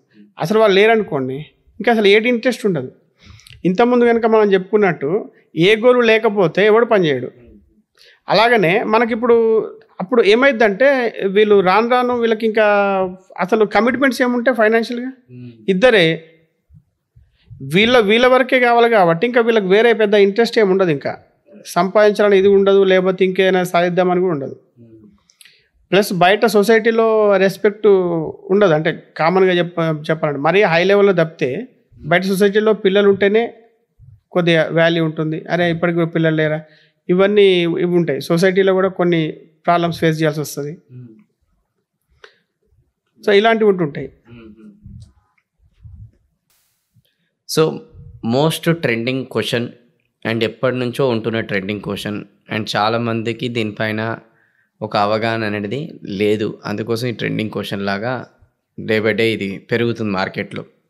సొంతిల్లు కొనాలా లేదంటే రెంట్ ఇంట్లో ఉంటే మంచిదా? ఎందుకంటే మన మిడిల్ క్లాస్ రిలేటెడ్లో చాలా మటుకు ఎలా ఉంటుందని అంటే ఏమైపోయినా సరే ఎండ్ ఆఫ్ ద డే ఒక సొంతిల్లు ఉంటేనే గొప్పవాడు సొసైటీలో అని అంటారు.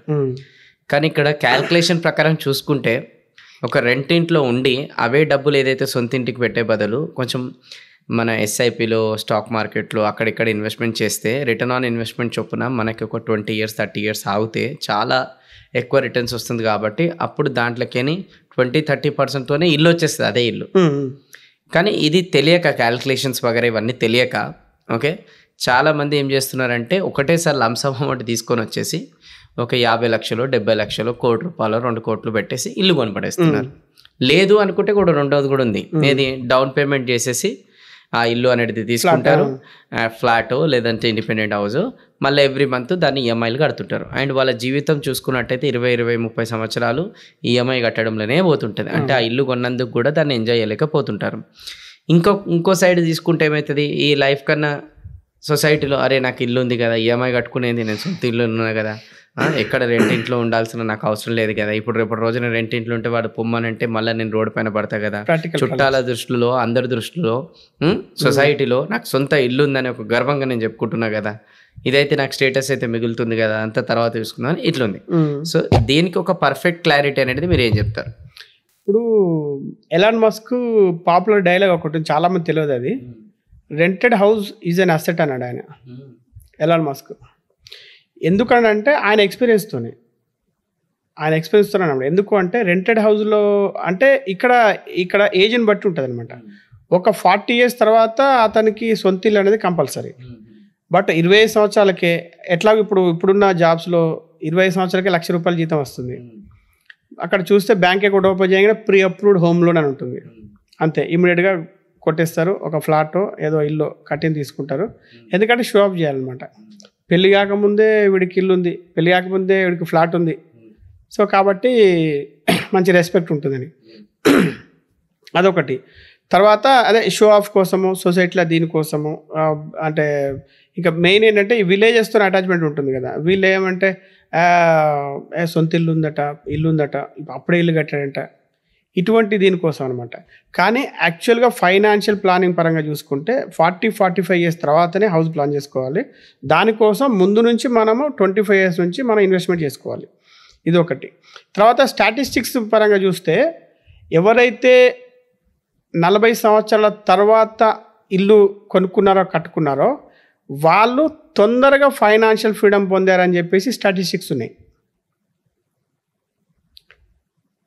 25 సంవత్సరాల వ్యక్తి ఒక ఇల్లు కొన్నా 40 సంవత్సరాల వ్యక్తి కొన్నా 40 సంవత్సరాల వ్యక్తి అతను తొందరగా ఫైనాన్షియల్ ఫ్రీడమ్ పొందాడు అని చెప్పేసి స్టాటిస్టిక్స్ ఉన్నాయి.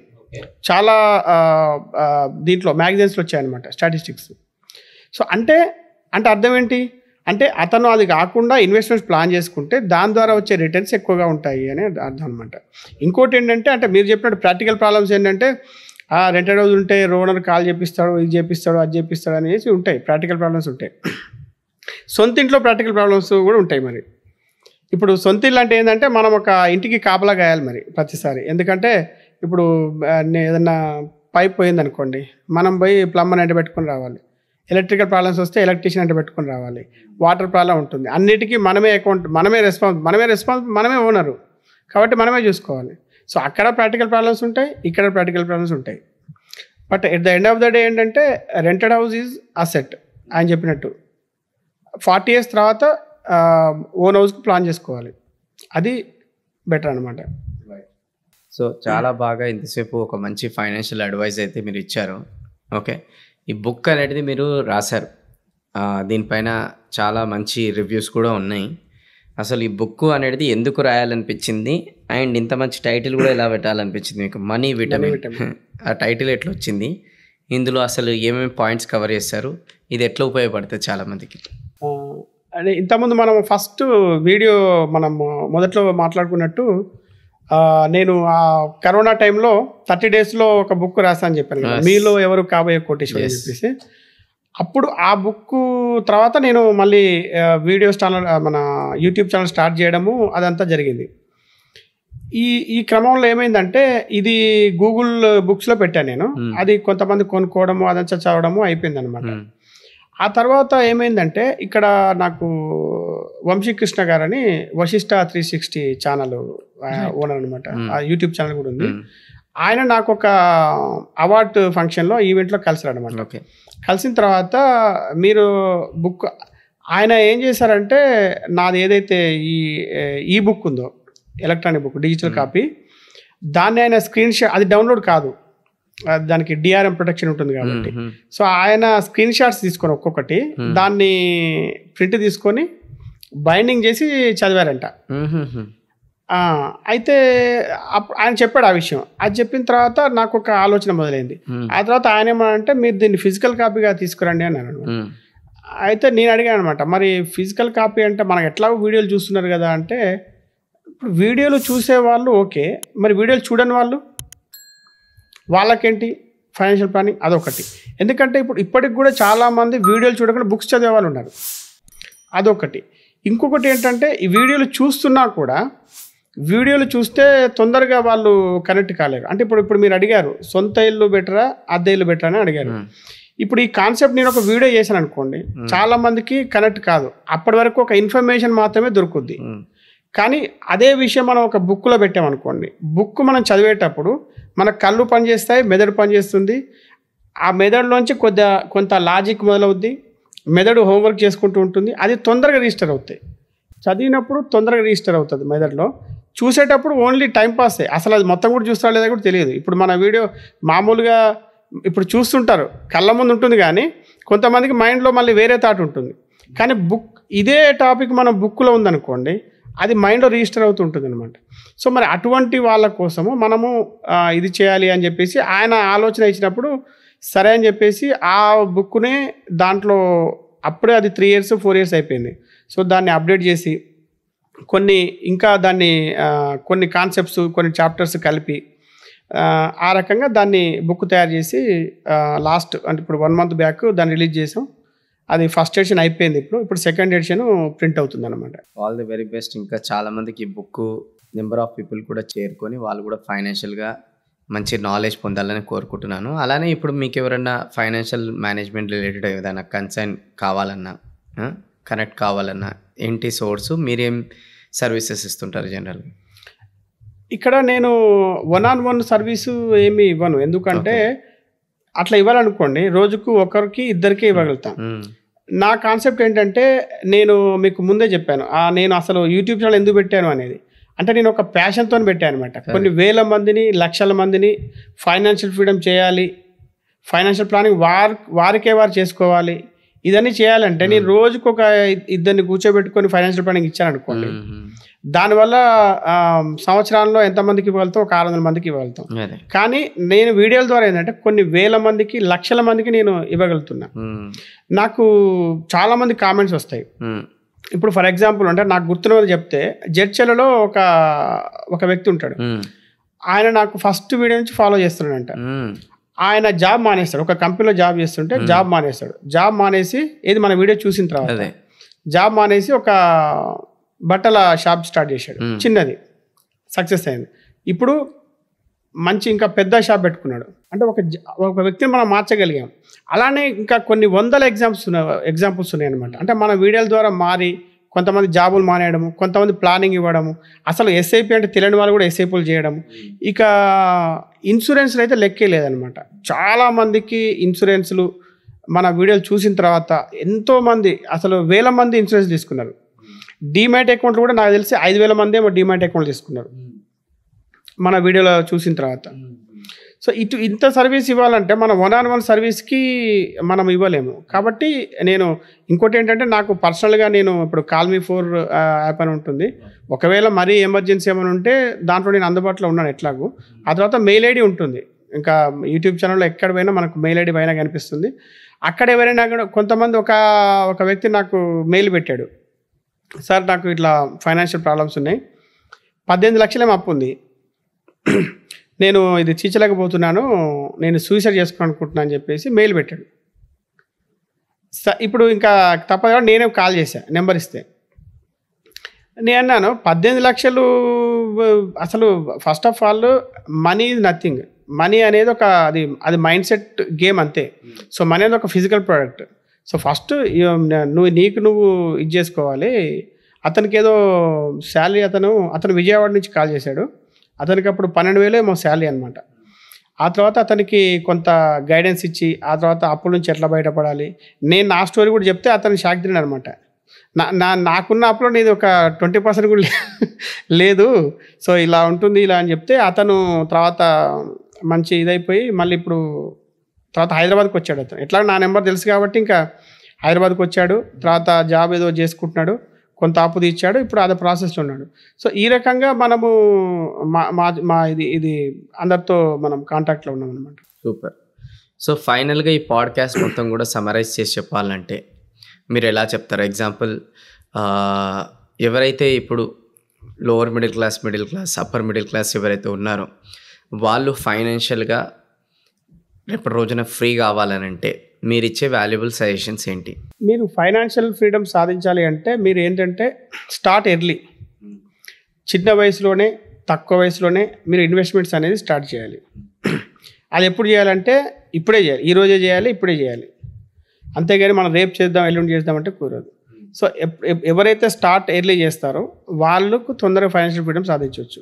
తర్వాత మీకు కొన్ని గోల్స్ అనేది ఉండాలి లైఫ్లో. ఆ గోల్స్ ఉంటేనే గోల్ బేస్డ్ ఇన్వెస్ట్మెంట్ చేసుకోవచ్చు. ఏ గోల్ లేని వాడికి ఏమీ సాధించలేడు. తర్వాత ఏంటంటే మీరు రిటైర్ రిచ్, రిటైర్ ఎర్లీ అనే కాన్సెప్ట్ బాగా వంట పట్టించుకోవాలి.